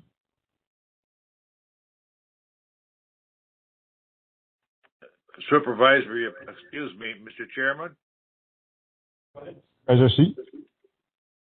you want a motion for supervisory approval for what? So Mr. Langrek is recommending to us that we weigh in on whether or not we would like supervisory committee approval for these preliminary budgets before they come to the Finance and Personnel Committee. Is that correct, Mr. Langrek? Yes, I would make that motion. Yes, that was the intent. Is do you want to have them stamp Yes, supervisory committee correct. stamping on it before it arrives to you, or do you want to be in the position of saying this is how it's going to be? This is for you to kind of overlook now. So Okay, so motion by Seat, I'll second that. second by Gentis. Any discussion on that? I think that's worked well in the past. Okay. All those in favor of that motion, please say aye. Aye. Any opposed? Okay, that motion carries. Mr. Langrek, can we skip the other ones? Are you okay at this point with what we've given you? on item 8. Yes. Yes, item 8, yes. Yep. Oh, okay. Nothing to keep us moving, Mr. Chair. All right, let's go ahead and move on to agenda item number 9 then. This is under the personnel section. Update accounts payable specialist job position name. Mr. Langrek. Mr. Chair, looking today for a motion to approve changes to the Richland County Handbook wage schedule reflecting the name change to the Deputy Clerk Accounts Payable Specialist. Background on this. This is the following action taken by the Administrator Transition Committee. Took the following action in May 19th, 2021 meeting to essentially move the title from the counting supervisor position to the accounts payable position. With that, then I have updated the position description with approval from Clerk Kalish, and now we're doing kind of the follow-up work to have the name change reflected in the handbook and the other documents associated with the name title. Would require a resolution to the board, Mr. Chair. Okay, so we have a recommended motion before us to approve changes to the Richland County Handbook and wage schedule reflecting the name change from Accounts Payable Specialist to Deputy Clerk / Accounts Payable Specialist. And this did come to us referred by the Administrator Transition Committee. Like that motion. Okay, motion by Luck. I'll second. Second by Cooey. Any discussion on that motion? Mr. Chair? Yep, Supervisor Luck. The only comment I would make is that we did have in here that, it should be reviewed after 6 months to make sure that the arrangement is working well. I don't know if we still need to have that in there, Mr. Langrek, or... If you'd like to, this was kind of particular to changing the language in the handbook. Okay, that part is still noted. The other part is different? Okay, then yeah, that's fine. Mr. Chairman, Yep, Supervisor Seat. isn't there in setting up a new position or a new job title, isn't there automatically a 6-month probationary period in the handbook? That would impact the new incoming employee, as that position's currently vacant now and we have it posted. But that's kind of outside of the issue that we're trying to address today, Supervisor. All right, thank you. Okay, and I should mention too that Mr. Langrek was kind enough and prepared enough to prepare the resolution. So if anyone has any suggested changes to that now, it'd probably be a little better to make that now rather than on the county board floor. It'd save Chair Brewer a little work. So I think we're kind of implicitly giving our blessing on this resolution as well. So a little change so that we can start looking at resolutions before that night. Okay, if there's no other discussion, all those in favor of the motion, please say aye. Aye. Any opposed? All right, that motion carries. Agenda item number 10, create 5 positions in the Health and Human Services Department. Mr. Langreich. Mr. Chair, looking today for approval to establish the following county positions under the Health and Human Services organizational structure. The existing full-time Southwest Workforce Development Board leased staff members be named into the county positions as noted below, and in order to recognize their longevity within the department, that each be granted 2 weeks paid vacation upon their appointment as county employees, and forward the recommendations, including position descriptions, to the county board for approval. You'll see a petition there for 1 custodian position at grade E, 1 mental health therapist position at grade K, 3 mental health case managers at grade H, and then with the appointments correlating with their times in service. Background on this item is that HHA is contracted with Southwest Workforce Development for these leased employees to meet staffing needs of the agency. Most positions have been part-time, seasonal, or grant funded, but some have been long-term, full-time positions. These long-term positions are necessary to the agency operations, and staffing need is not expected. I hope somebody asked the question. While HHS still needs to maintain contract with Southwest Workforce Development in short-term situations, is a benefit to the department, both financially and staff retention efforts to transition these long-term lease into employee positions. The estimated annual cost savings is $4,700, and I believe we have Director Thorson on for further questions, Mr. Chair. Ms. Thorson, if you want to go ahead and if you could limit it to perhaps 2 minutes or so, if you have any additional comments to add before committee members weigh in. Thank you, Mr. Chair. Actually, Mr. Langreich really covered the whole of the issue. It was included in our 2021 budget to make this change, but I'd be glad to answer any questions.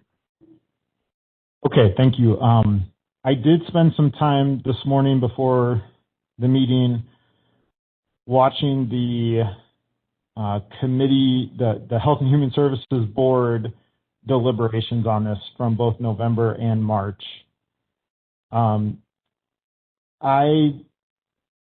My understanding, and I did check with Ms. Thorson about this beforehand, is that the county board has never approved these positions to be employees. You know, I went back and forth on this because it says in this agenda item named to create 5 positions in HHS. Now, those positions are already there as contract employees, but the county board, from what I understand from Ms. Thorson, and some of this happened before she was hired, the county board never actually weighed in and said, yes, create 5 new positions. The county board approved contracts with the Workforce Development Board to hire these employees, but the debate has never occurred about whether or not 5 employees should be added within Health and Human Services. So from my understanding of this, you know, the annual cost savings of $4,700, it's pretty negligible. That's not really the issue as much here. And in November, that board did discuss what the issue, you know, that was maybe a little bit of the issue, but more it was having some people who are contracted employees, some people who are county employees within that department. I'm not as comfortable creating these positions until we have more of a discussion about the merits of adding staff, because statutorily, the county board has the authority to create new positions. I'm always hesitant on creating new positions. I always have been, no matter the department, because we have such a hard time giving wage increases to the employees we already have. We have a hard time with those health insurance premium increases of approximately 7% every year. And if we are not debating and if we are not having some sort of control over the number of employees we have at the county, I think we're just kicking the can down the road. That's why I'm more uncomfortable with this. Will this actually have, if this does not pass, because I probably won't vote in support of this at this point, it's not really going to matter with those wage increases because Health and Human Services they already have these contract employees in their department. It's not going to have a big change on our budget. It's more a philosophy issue for me and a messaging issue of, are we going to keep creating new positions, or are we going to try to are we going to have some control over the number of employees we've got at the county so we can retain the employees we do have? So with that, any other committee members? Supervisor Gentis? If I understand this correctly, these people have been working a long time and they're not getting any benefits. Is that correct? Mr. Chair, the employees that receive full-time benefits through Southwest Workforce Development Board, so they're employed full-time, they receive both vacation, and they have the ability to take health insurance for the positions. So from the perspective of Health and Human Services, these will be staff that we need and we would use, whether they are through this leasing contract arrangement or whether they are county employees. Health and Human Services is bringing this forward now, requesting that the county consider whether or not they create them as county employees because these are long-term needs of the agency and the county. So these would be brought forward asking for that debate that Supervisor Murphy-Lopez is wanting to do for new employees, I think. Supervisor Gentis, so these and I only know this because I watched the committee meeting this morning. They've been at Health and Human Services for between 1 and 3 years at this point. Any other committee members? Supervisor Luck? So one question I have is, so the mental health therapists and mental health case managers, those are mandated services. Is that correct, Ms. Larson? They are mandated services. It's up to each county to determine how to meet those service needs. And the 3 case management systems are the CCS program, which are fully funded through Medicaid funding.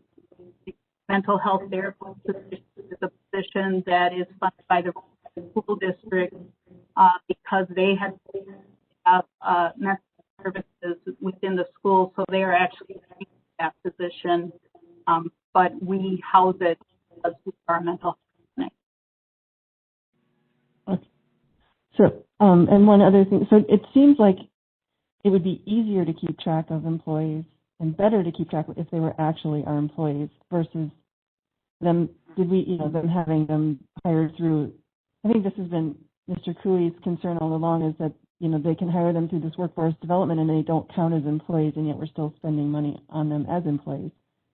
So it seems like hiring them as full-time employees is a more legitimate way to both keep track of what staffing levels are in our departments.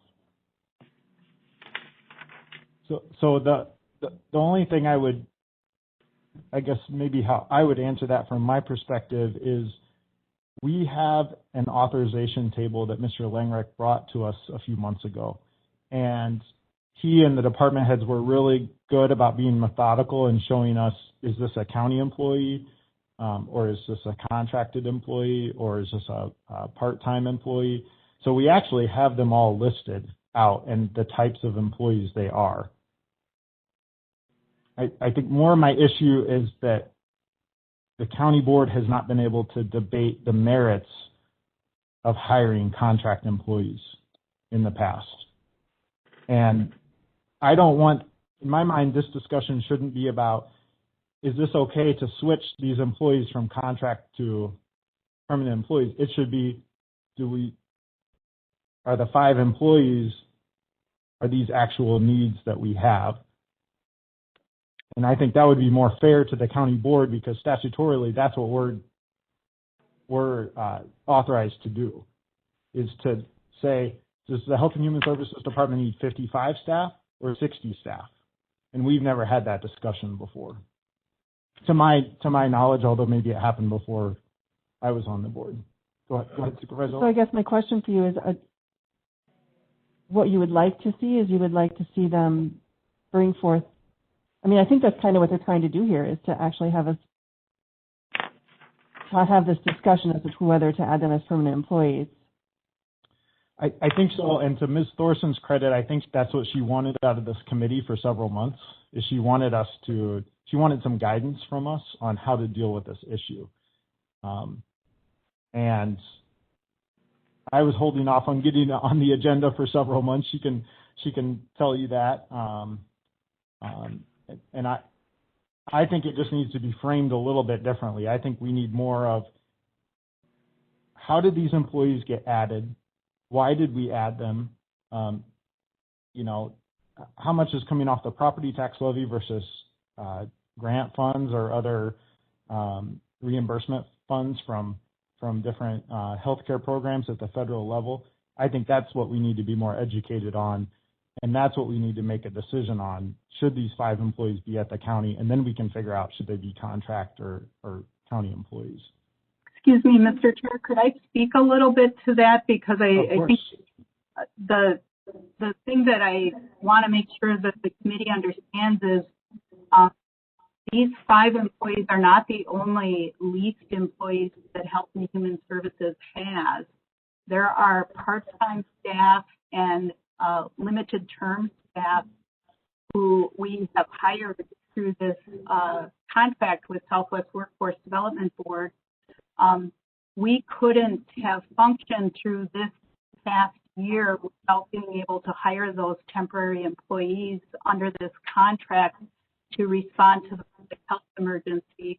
So there are short-term needs where waiting to go through the county approval process would take too long to address those needs. So Health and Human Services does utilize that Southwest Workforce Development Board contract to address staffing needs that are either temporary or grant funded, where we aren't sure that an ongoing employment position is necessary. So I just want to make sure you understand that it's not just these 5 employees that Health and Human Services has under this contract. Mr. Chairman. Yep, Supervisor Seat. Again, this is an issue that Human Services has had to respond to over the years in terms of staffing. It isn't anything new. I know that for the last 10 or 12 years, they have had to work with Southwest Workforce Development and have either temporary or part-time or limited term employees in order to fulfill the mission of Human Services. I have to remember that Human Services is a board, not a committee, and they have a lot of authority by statute as well. I would like to hear a recommendation from Stacy as to what works best administratively for her department or agency. Well, I just want to add in here, I understand that there are times when there are temporary needs like the pandemic, when the public health office or other divisions might need more staff. We are not talking about that today, though. We're talking about 5 staff, a custodian, a mental health therapist, and 3 mental health case managers who are now basically full-time employees. This is a long-term need. And the recommendation before us today is to approve the establishment of the following county positions and then refer that to the county board. So that is that Ms. Thorson's preference? That's her, and correct me if I'm wrong, Ms. Thorson, but that's her preference, and it has been approved by the Health and Human Services Board to bring forward. Although they were a little tepid about doing that in November because they knew we might have some issues with this. But then in March they did forward it on to us. Well, I don't want to second guess that board. I'm in favor of supporting the motion. Okay, so I'm going to take that then as a motion to approve the establishment of these 5 positions. If that is what the request is, that's my motion. Okay. Is there... Excuse me, Mr. Chair. Yep. I'm really Glass-Brenner? sorry to Go ahead. butt in here. No, you're on the Health and Human Services Board. It'd be great to hear from you. Yeah, I was just reviewing our minutes from that, and as you know, this bounced back and forth a few times. And what we were communicated with, because we had asked that it could be taken to Finance and Personnel for you guys to give us some feedback on how to proceed on this particular item. And what we were recommended was that we had to vote on it in order for you guys to be able to discuss the matter. So I would just like to make that my just my feedback on it, that we voted on this primarily because we needed you guys, we wanted to hear your input and your discussion on this topic for all of the concerns that have been raised already. Okay, thank you for that input. Other committee members? Supervisor Brewer. If Ms. Thorson says she needs these people, she needs them. If these are the people that need to be transitioned into full-time employees, then so be it. What concerns me, though, is the practice of putting on borrowed, rented employees, whatever you want to call them, and then automatically, somewhere down the line, they become full-time employees. That bothers me.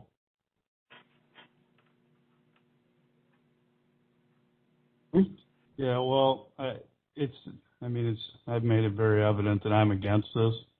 I have a hard time adding staff to the county when we can't pay we just had a discussion not 5 minutes ago about how to pay them. And if you continually add head count, very rarely do you ever remove head count when maybe you don't need the head count anymore. I understand these people are working, they work for a company, they get paid, and we're tied to a fee we pay for that. But I have a really hard time right now adding any head count when we can't pay the employees that we already have as full-time what they're supposed to be paid. And that's where I have my problem with this. Mr. Chairman? Supervisor Seat? Aren't some of these mandated positions? Mr. Chair, would you like me to address that? Yes. Yes. The positions themselves would not be considered mandated. Providing mental health services is mandated. So one position, of course, is a custodian position. It's certainly a position that we need, but that obviously would not be a mandated position. We're mandated to provide mental health services. What is the staffing need in order to provide those services? So it would be hard to designate individual positions as mandated. How does the county derive a $4,000 or over savings from this proposal? The savings, essentially, the mental health case management positions and the mental health therapist position are fully funded through Medicaid funding and through the school district.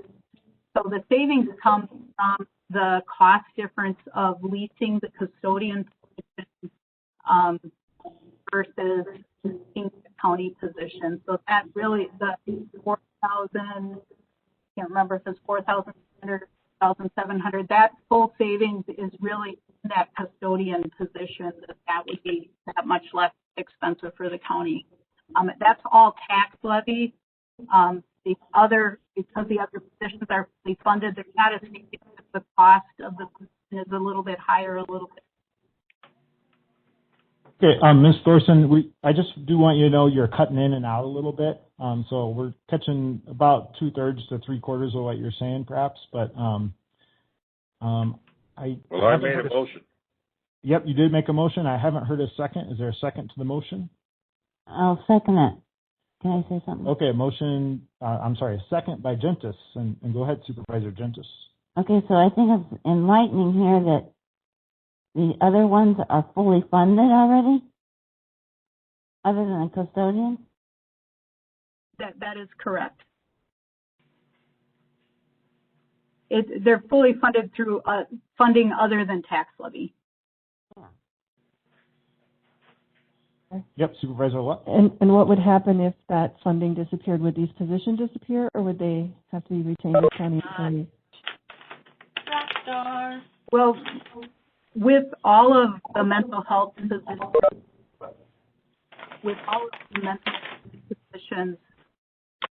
if that funding were to go away, we would have to contract our services because we rely. That's the biggest part of funding mental health services is Medicaid funding. If the school district ended the position of the mental health therapist, we would not be able to continue that position. Okay, and I do just want to remind folks that we are not talking about pulling away funding for these positions. We're only talking about approving the establishment of these as county positions instead of contract employees. Right, but my question was, if the funding for them went away, would the county then have to pay from tax levy to cover those positions? Oh, I see. And what was the answer to that? The answer was that yes she would cut them, I think. Yeah, it's a Medicaid. That is essentially, yes, that's essentially what I'm saying. Only because no. Okay. Okay. I think we got our answer there. Okay, I think we should probably take a roll call on this one as well. So, Mr. Bell, if you could go ahead and. Wait, yes is for. So, so the motion before us is to approve the establishment of 5 county positions. So the 5 least employees would become 5 county employees. Yeah. Sorry, can I ask Mr. Langrick what he thinks? I'm in favor of the petition brought forward for the sake that I guess I feel that we're going to be able to still control expenditures through the budget process.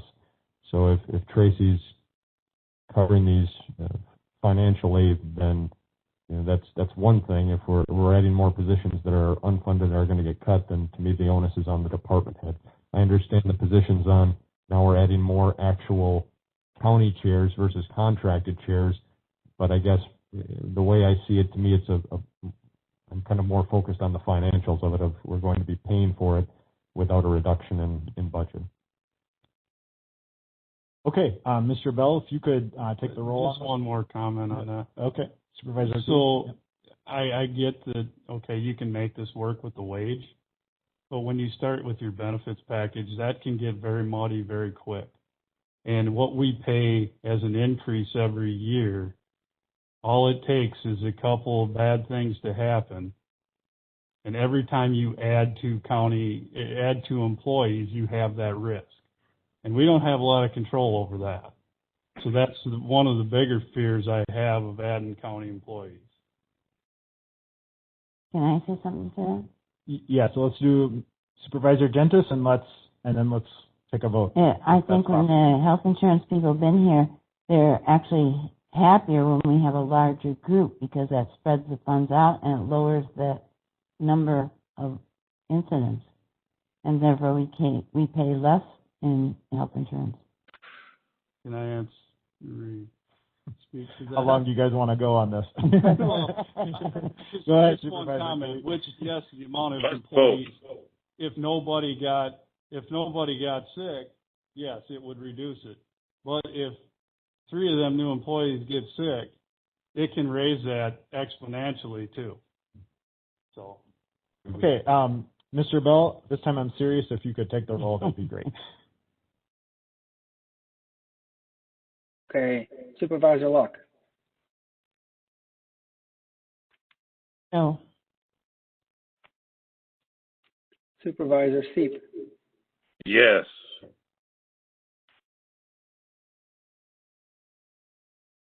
Supervisor Gentis. Yes. Supervisor Cooley. No. Supervisor Brewer. Yes. Supervisor, Chairman Murphy Lopez. No. We got 3 yeas and 3 nays. Maybe I should have gone to the bathroom. Okay, so the motion, the motion is defeated. Let's go ahead and move on to agenda item number 11, eliminate the assistant shop foreman and create highway mechanic position. Mr. Langard. Mr. Chair, looking for several different points to an action here potentially today to eliminate a highway assistant shop foreman position. This is at the highway, out at the highway garage. That's at a grade H. Create an additional highway mechanic position at grade G. Approve a wage modifier of a half grade increase then for the 2 highway mechanic positions to be included in the highway handbook addendum, and present a resolution to the county board with necessary policy and document changes. The background on this item is the Highway Commission proposes eliminating the highway assistant shop foreman position and replacing a position with a highway mechanic, giving him 2 highway mechanics. With the proposal, the highway will have 1 shop foreman and 2 mechanics. Currently, the highway has a shop foreman, an assistant shop foreman, and 1 mechanic. Taking the difference in the wage increase of $1.69 for the assistant and splitting the mechanic position will increase the base wage by 84 cents. And splitting the step increase of 4 cents to a total of 45 cents to step 2 will start. They'll start at $19.83 for the highway mechanic. The Highway Commission has trouble filling the mechanic position in the past. This as presented does not affect the current highway budget and allows for an increase in pay for that position. So essentially he has a foreman at an I and an assistant at an H and a mechanic at a G. He wants to eliminate the H and add a G and kind of split the difference for a net total impact to his budget of 0. Some of the administrative kind of concerns that this brings on, though, is, do we do this for this one? How many other folks are going to be coming with the same type of a petition? And I can't answer that. There may be, but overall, what Roger's bringing forward is a solution that overall leads to a net 0 increase in wages, because he is eliminating one in efforts to bring 2 other positions halfway up. So I'm in favor of this. It leads to some administrative strain on, we'll have to leave these mechanic positions classified as a G and then work through a wage modifier system of making another rate in the system, and then always knowing that that position in G actually has a half rate increase to it, Mr. Chair. Okay, so what do folks think of this one? I'll move for approval. Okay, motion by Brewer. Second. Second by Seat. Discussion? The only part I really don't like about this is the third part of the motion. I think it's going to create a lot of headaches for us. I think we'll get a lot more requests for moving someone up half and creating a special wage for somebody. Mr. Chair, what's the step 3? What's the difference if they just go to step 3? And this is you're referring to the highway mechanic at grade G? Yes. That would be, the step 3 would be $19.42 an hour. Is that where they're already at? It says step 2 in here would start, and this must be with the half, or is this with? So I'm going to just read from grade G. Step 1 is $18.56. Step 2 is $18.99. Step 3 is $19.42. Step 4 is $19.85. So why wouldn't we just start them at $19.85? That's step 4. Step 4 is $19.85. This is step 2. We'll start at $19.83. I'm confused. I'm assuming it's Mr. Petrick? And I would be fine with that. If we just wanted to start mechanics up a higher step in grade G, that would be fine with me. That way then we don't. Things.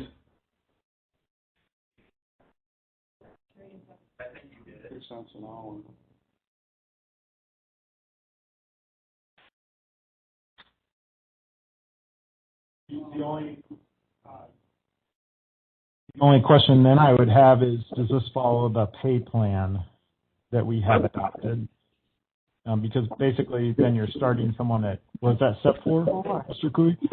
Okay, so currently after an employee passes probation, Mr. Petrick, I think you're going to have to mute yourself.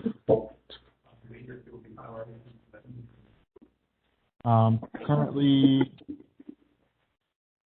after they pass probation, they're placed at step 3. And after 2 years from the date of hire, they'll be placed at step 4. That's our current policy. So we'd be making an exception to that for the highway mechanic position, and I'm sure we'll have several other people are saying, why can't I be at step 4? Have we moved anybody else in the county to step 4 when they're past their probation? I think we have the offset with Pine Valley. They're a step ahead of the general, but within the general, I don't know anyone off the top of my head that has the exception made. That would be my question.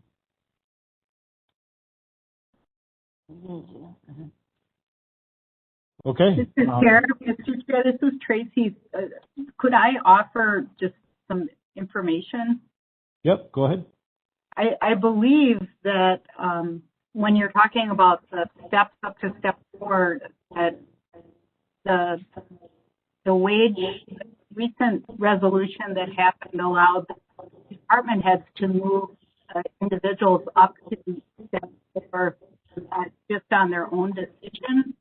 I'm not sure if I fully understand the issue at hand, but when I heard you talking about step 4, employees are automatically moved to step 4 after they've been with the agency 2 years, but department heads have the authority to do that on their own. I do believe that you are pointing out something that a new employee may start at a higher wage than step 1. I think there's some discretion. Yeah. Yes, it's under 13 general provisions. County department heads may authorize a new hire to start 1 to 2 steps above the new hire step based on qualifications and experience. The department must be able to absorb the increased cost in its budget. Such new hires would move up a step upon successful completion of their probationary period and at other designated intervals, unless they are already at the highest step for that position, which is step 4. Any further thoughts on that, Supervisor Cooley? Well, so that sounds like we're okay with that then. That's what it tells me. Because I'm guessing we already have people, if they can go 1 to 2 steps and the supervisor can approve it, and you start at step 2, you could already go to step 4. But this is for new hires, and I don't think Mr. Petrick is talking about new hires here. I think these are existing employees. Mr. Chair, there's also a one-time step increase that the department head is authorized to make. Okay, under 14, county department heads may authorize a one-time placement adjustment not to exceed step 4 for general government for current employees who the department head deems their experience and value to the department warrants the increase. So there it is. It is in our policy. Okay. Thank you, Ms. Thorson. So I think here we got a motion and a second.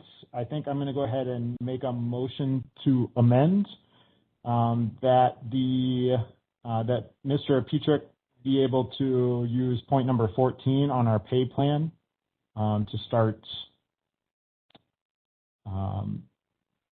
to place these employees at step 4 within grade G for the highway mechanic position.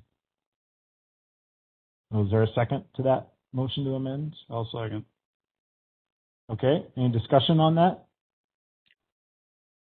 Okay, all those in favor of the motion to amend, please say aye. Aye. Any opposed? Okay, that motion to amend carries. So now we have an amended motion.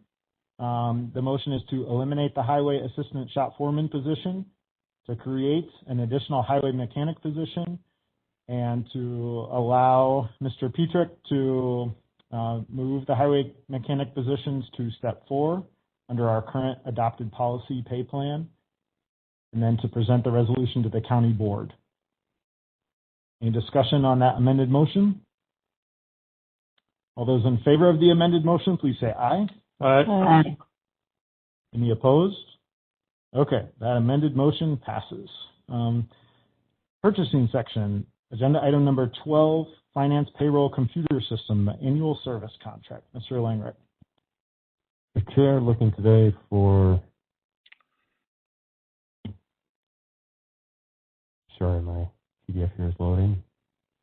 Looking today for a motion to approve 1 year's extension on a contract with Avenue Enterprise Solutions, LLC, as entered under emergency authorization in February following a system failure. Richland County Administrator myself entered into a service agreement with Avenue Enterprise Solutions that was due for our annual renewal. The contract was late from the vendor to cover 2021, and we experienced a system failure in February of this year. Contract was entered into ensure that our service coverages to get our fans replaced in February. Looking for the committee and board to take action to approve the emergency contract. I'm sorry, we won't need board, just committee here today. Under rule number 14, all contracts involving expenditures of $5,000 a year must be approved by the county board, except when it's a 1 year's extension on an existing contract and may be authorized by the appropriate committee. So this is for our AS400 system, which is our budgeting payroll computer. We had some fans go out on it in January and February. It was a very intense day for us, but thankfully we were able to shut the system down, replace the fans. The system came back online. I will be coming to you folks probably next month, though, with a request to replace that box as it's already over 10 years old, Mr. Chair. Okay, so I'm looking for a motion to approve this expense. Make the motion. I'll second. Motion by Cooley, second by Luck. Any discussion? All those in favor, please say aye. Aye. Any opposed? That motion carries. That expense is approved. 12B, new hardware. Mr. Langer?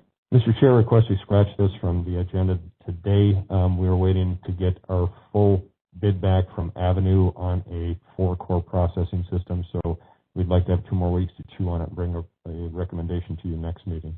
Okay, let's move on to agenda item number 13 then, highway projects using short-term borrowing funds. Mr. Langer. Mr. Chair, waiting for my PDF to, there we go. Mr. Chair, looking for a motion to approve Highway Department to use their $650,000 of the short-term funds to be used in county trunk improvements. Highway Commissioner Petrick is looking to confirm access to the apportioned $650,000 in short-term financing to order and prepare county trunk repair. Under our short-term borrowing policy, it states that utilization of borrowing funds comes from this body. Underneath rule number 14, the Highway Department has the authority to move forward without further resolution.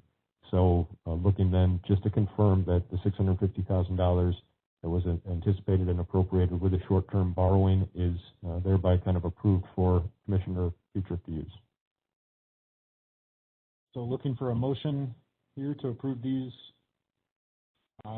funds to be used by the Highway Department. I'll make that motion. I'll second. Okay, motion by Luck, second by Cooey. Any discussion? All those in favor, please say aye. Aye. Any opposed?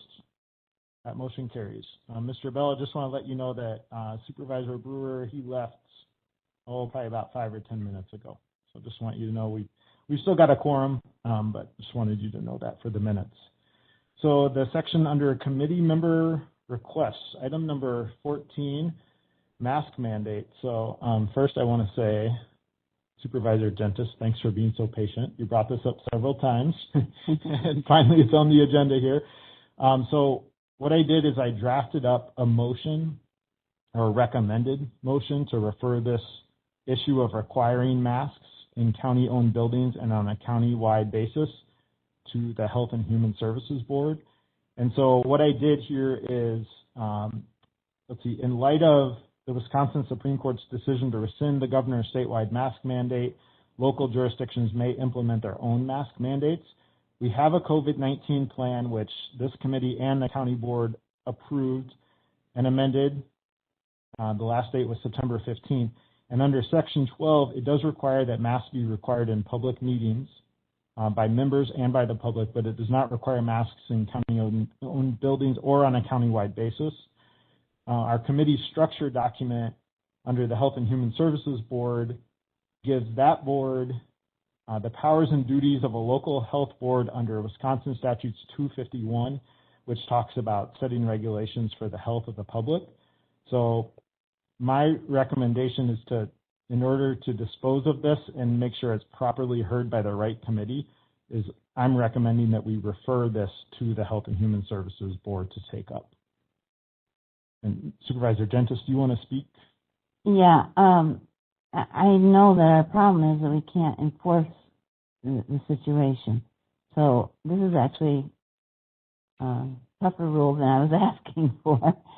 I was at our own meetings. I was hoping that we had a mask mandate and that people came into any public county meetings or public buildings.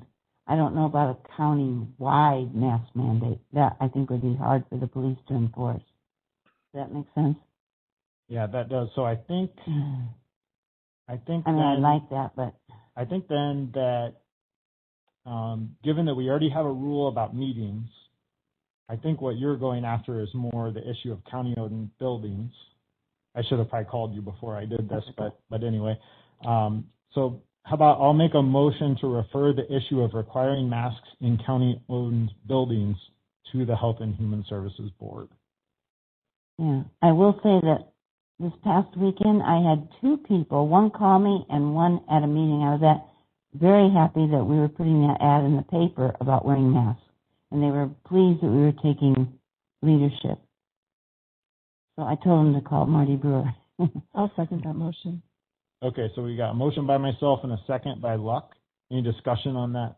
Any further discussion on that? Supervisor Seat? Yes. Does that include workplaces and offices? The language in the motion is county-owned buildings. So it would be any building owned by the county, which would include both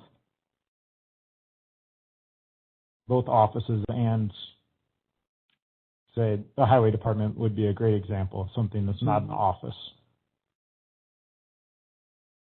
Okay. Thank you. So long as And this motion is basically just punting this to the Health and Human Services Board so they can discuss it and figure out what they want to recommend. Thank you.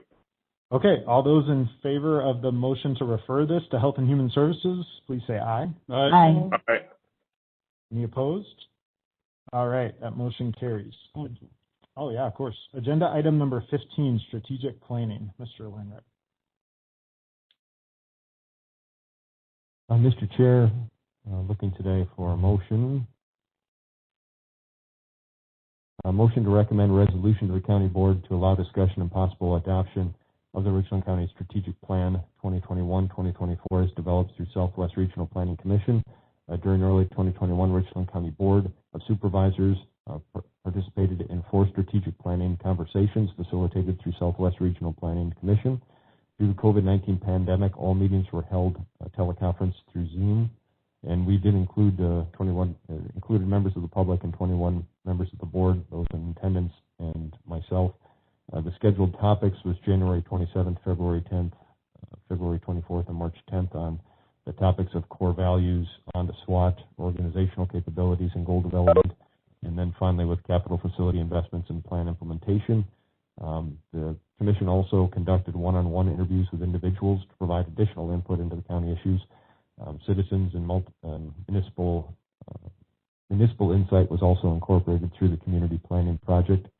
So looking then for the plan and resolution to be brought forward in accordance with County Board Rule 19, which in order for adoption would require a resolution and a recommendation from a committee unless there's additional action on the floor to have it entertained by, I think, 2/3 vote, et cetera. So bringing it forward to yourselves today to kind of analyze and discuss and decide if there's things on it that you would want to kind of gatekeep and see change before it went to the county board for discussion, or if you're comfortable with offering a resolution to bring it forward to the county board for discussion. Mr. Chair. Okay, so on this item, I spent about an hour or two going through this strategic plan, and also this was under committee member request because Supervisor Brewer requested that it come to this committee, since oftentimes we handle, what is it under our committee structure document? I believe under paragraph E is like you're looking for continuity of effort, essentially. Okay, yeah, we look at the whole organization and make recommendations on that. My reaction after going through this is that I don't believe we're ready to send this to the county board, but I hesitate to start making a bunch of changes to it or recommending changes to it in this committee. To me, it seems a little more appropriate to actually go to the full county board in a special session, similar to what we did for, giving input to Mr. Maggie. I have quite a few comments about it. I don't know if it's worth getting into the details here in this committee. My sense is maybe it'd be better to refer this to a special session of the county board. I'm curious what you guys think, and if everyone hasn't had time to get through it, I think that's okay. It just came to us recently. Supervisor Luck? I was just going to solidify that underneath your paragraph E, the committee shall advise and supervise county administrative affairs in general with a view of bringing about proper coordination and cooperation between the various departments and agencies in the county to the end that the best business practice may be observed, that due to efficiency may be maintained, and that interest of the citizens and the county may best be served. Mr. Chair. Okay, Supervisor Luff? So, I think that what you're suggesting actually makes a lot of sense, because this is a great document. There's a ton of information. It's a really good start, but I don't think it's been clarified enough for us. I think what we want at the end of the day is we want very specific goals with who's responsible and things like that. And I think that Mr. Maggie just needs direction from us as to how to refine this. I think it will, actually what I think we want is a supplementary document that goes with this, because I think there's a lot of text in here that we need to keep reminding ourselves. We need to keep asking ourselves these questions about what are our priorities? Do we want to be in the business of, education and healthcare, and recreation, whatever. So I think that this document has a lot of very important components that we absolutely want to keep, but I also think that we want to have some very specific goals with specific assignments to specific departments, so that we can actually monitor and keep track of this. And I've heard from other supervisors with those same kind of ideas, like, hey, I thought we were going to have, a document that very easily tracks all of these things when we were done. So it makes sense to me that we would have another Zoom meeting with Mr. Maggie, inviting all of the supervisors. Now that we have a document in front of us, that we could actually say to him, okay, these are the items, and we could even go into more detail about, he may have picked up some specific items for us to work on that we actually don't agree with or think we should focus on something different. So I think it would be well worth the time for us to have one more meeting, rather than trying to just do it with us six and then do it all again with all 21 in a board meeting that already has a lot on its plate. That's my thought. Other committee members with thoughts? I agree with Melissa. Yeah, me too. Okay, I'm going to go ahead and make a motion to refer this to a special session of the county board. I'll second that. Okay, a second by Gentis. Any discussion? Any further discussion? Yes, Mr. Chairman. Go ahead, Supervisor Seat. I realize that will be a rather long discussion, but you have to remember that a county board meeting, in terms of budget, costs more than $1,000. A special meeting. Maybe there's another way to do this, incorporating it with a regular meeting. I would say, Mr. Seep, that based on the past strategic planning sessions we had, we typically, I think there were approximately 10 to 11 people who ended up coming each time. And so taking that times $40, we're talking more like $400. Did we get paid? Not $1,000. I don't think any of us had. We don't even think we got paid for it anyway. I think we just did those out of the kindness of yeah. So yeah, I don't think cost is really the issue. I guess one question I have is, what if 11 members don't show up? Is that going to be a problem for us? Can we not conduct a special session of the county board if we don't get a quorum? You'd still have a strategic planning session. If 11 show up, then that's when we have to make sure we have it properly agended, and you would have a quorum, and we would have obligation for minutes, and you'd be able to take formal action if you agended it properly. You're saying that we could still meet, say only 10 people show up, we could still have the meeting. It's just not an official meeting of the county board. Yes, and that's how it kind of happened with several of the sessions. I think that we may have had a Okay. quorum through parts of it, and then sometimes we didn't. Okay. All right. All those in favor of the motion to refer this to a special session of the county board, please say aye. Aye. Any opposed? Aye. Okay, that motion carries. Would you guys be okay with a motion to recess for 5 minutes? Okay, second on that? Yeah, we should go because we're done. Second. Okay, second from Cooey. So all those in favor of the motion to recess for 5 minutes, please say aye. Aye. We'll be back at 3:16, and then we'll start with agenda item number 16. This is our closed session section.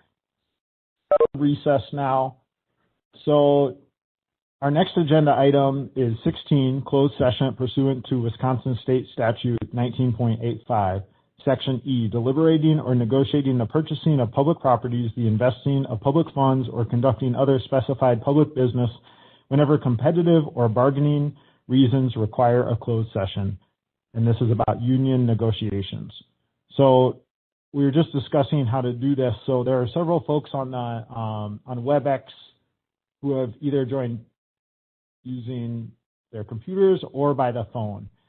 And what I've just gotten from our IT staff is that we would like anyone who wants to stay in this meeting to stay on WebEx and stay on there's going to be a couple different groups of people here. So for everyone, stay on WebEx or stay on the phone in the first group. And you're not going to be able to hear our proceedings. He's basically going to, my understanding is turn our mics off in this room so that you cannot hear what we're talking about in the closed session. For the second group of people who are authorized to be in the closed session, those would be any county board members. And right now we have Supervisor Seep, who's on the committee. We have Supervisor Glassbrenner, and we have Supervisor Severson, I believe, is on the phone. So Supervisor Glassbrenner, would you like to be in the closed session? If possible, yes. If it's not, I'm sorry, can you hear me? Yep, we can. Okay, that's all I needed to know. And then Supervisor Severson, would you like to be in the closed session? Yes, if that's possible. Okay, so here's what we're going to do. So Supervisor Seep, Glassbrenner, and Severson, I'd like each of you, I'm going to give you instructions for each of you to call someone who is authorized to be in the room. And then we are going to put you on speaker. You will be next to, I'll assign you each to a person, and then we'll see if this works with our microphone system we have set up so that we can hear everyone who's in here. So Supervisor Seep, I'd like you to call Mr. Langrek. So this means you will be leaving the WebEx meeting, and then you will be calling or actually you could probably leave that open. Or no? Okay. So you will leave the WebEx meeting and you'll call Mr. Langrek. Ms. Glassbrenner, let's see, do you have Supervisor Luck's phone number? Would you be able to call her? Oh, wait, she doesn't. Okay, Supervisor Gentis? Supervisor Glassbrenner, do you have Supervisor Gentis's phone number? I'm not sure I have her cell phone number. Okay. Let me give you Supervisor Gentis's phone number right now. Her cell phone number is 608. Well, we're very public. I think it's okay. So I need your cell phone. 574-4296.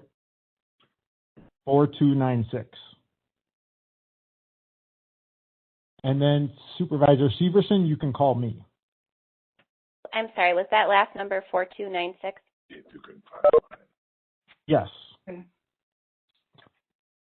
Okay, so we will give this a try, and then for anyone else who is on there, just hang tight. We will go ahead and go into closed session. I just want to make sure we're clear, I guess, about who is Mr. in the... Feinreich is 64-9-59-60.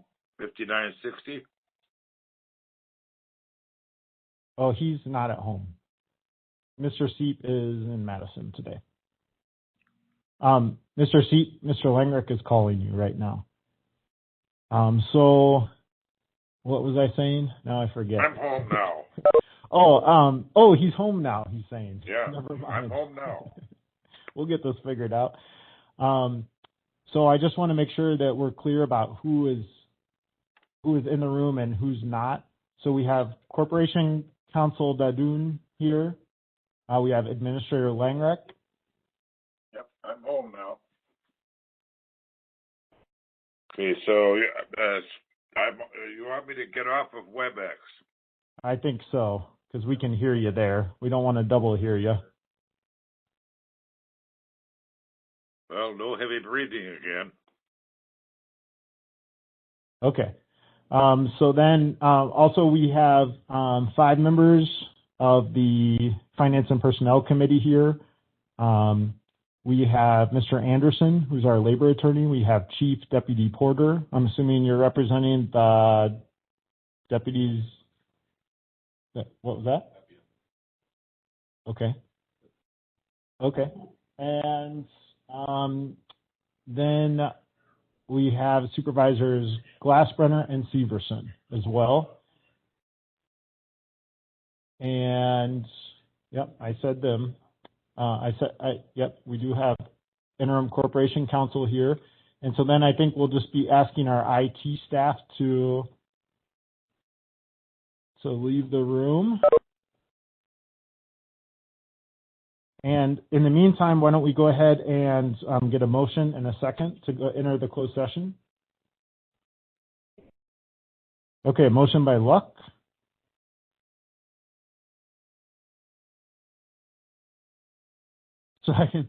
Second by Cooey. All those in favor of the motion to enter into closed session, you don't have to do a roll call as long as no one votes against it. It just has to be clearly stated in the minutes that it was unanimous. So all those in favor of going into closed session, please say aye. Aye. Are back in open session again, and just for Mr. Bell, I'm not sure if you caught the motion in the second to go into closed session under agenda item number 16. That was a motion by Luck, a second by Cooey, and it was a unanimous vote to go into closed session. And then agenda item number 17, while we were in closed session, at the end we returned to open session.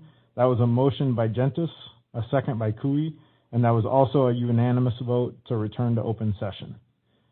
Agenda item number 18, possible action on items discussed in closed session. I don't believe we have any. So hearing none from the committee, on to agenda item number 19, future agenda items. Supervisor Luck, do you have any future agenda items that you feel like aren't getting good? If folks could just tell me items that aren't getting good attention, or if you're worried about not coming back, that'd be great. Or if any new ones are there. No, I think you already have it. The broadband for next session. Yes, the intention is to put that on the next committee meeting agenda. Okay, Supervisor Cooey? Nothing. Supervisor Gentis?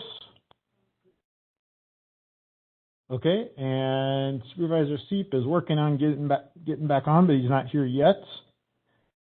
So agenda item number 20. So here I would entertain a motion to adjourn to Friday. Thank you. May 21st at 1 p.m. in the county boardroom with WebEx video and telephone options available for folks. Yeah. Not what they, no. Okay, so I'd entertain a motion there to adjourn. I'll second. Okay, a motion by Cooey, a second by Luck. All those in favor of adjourning to that date and time, please say aye.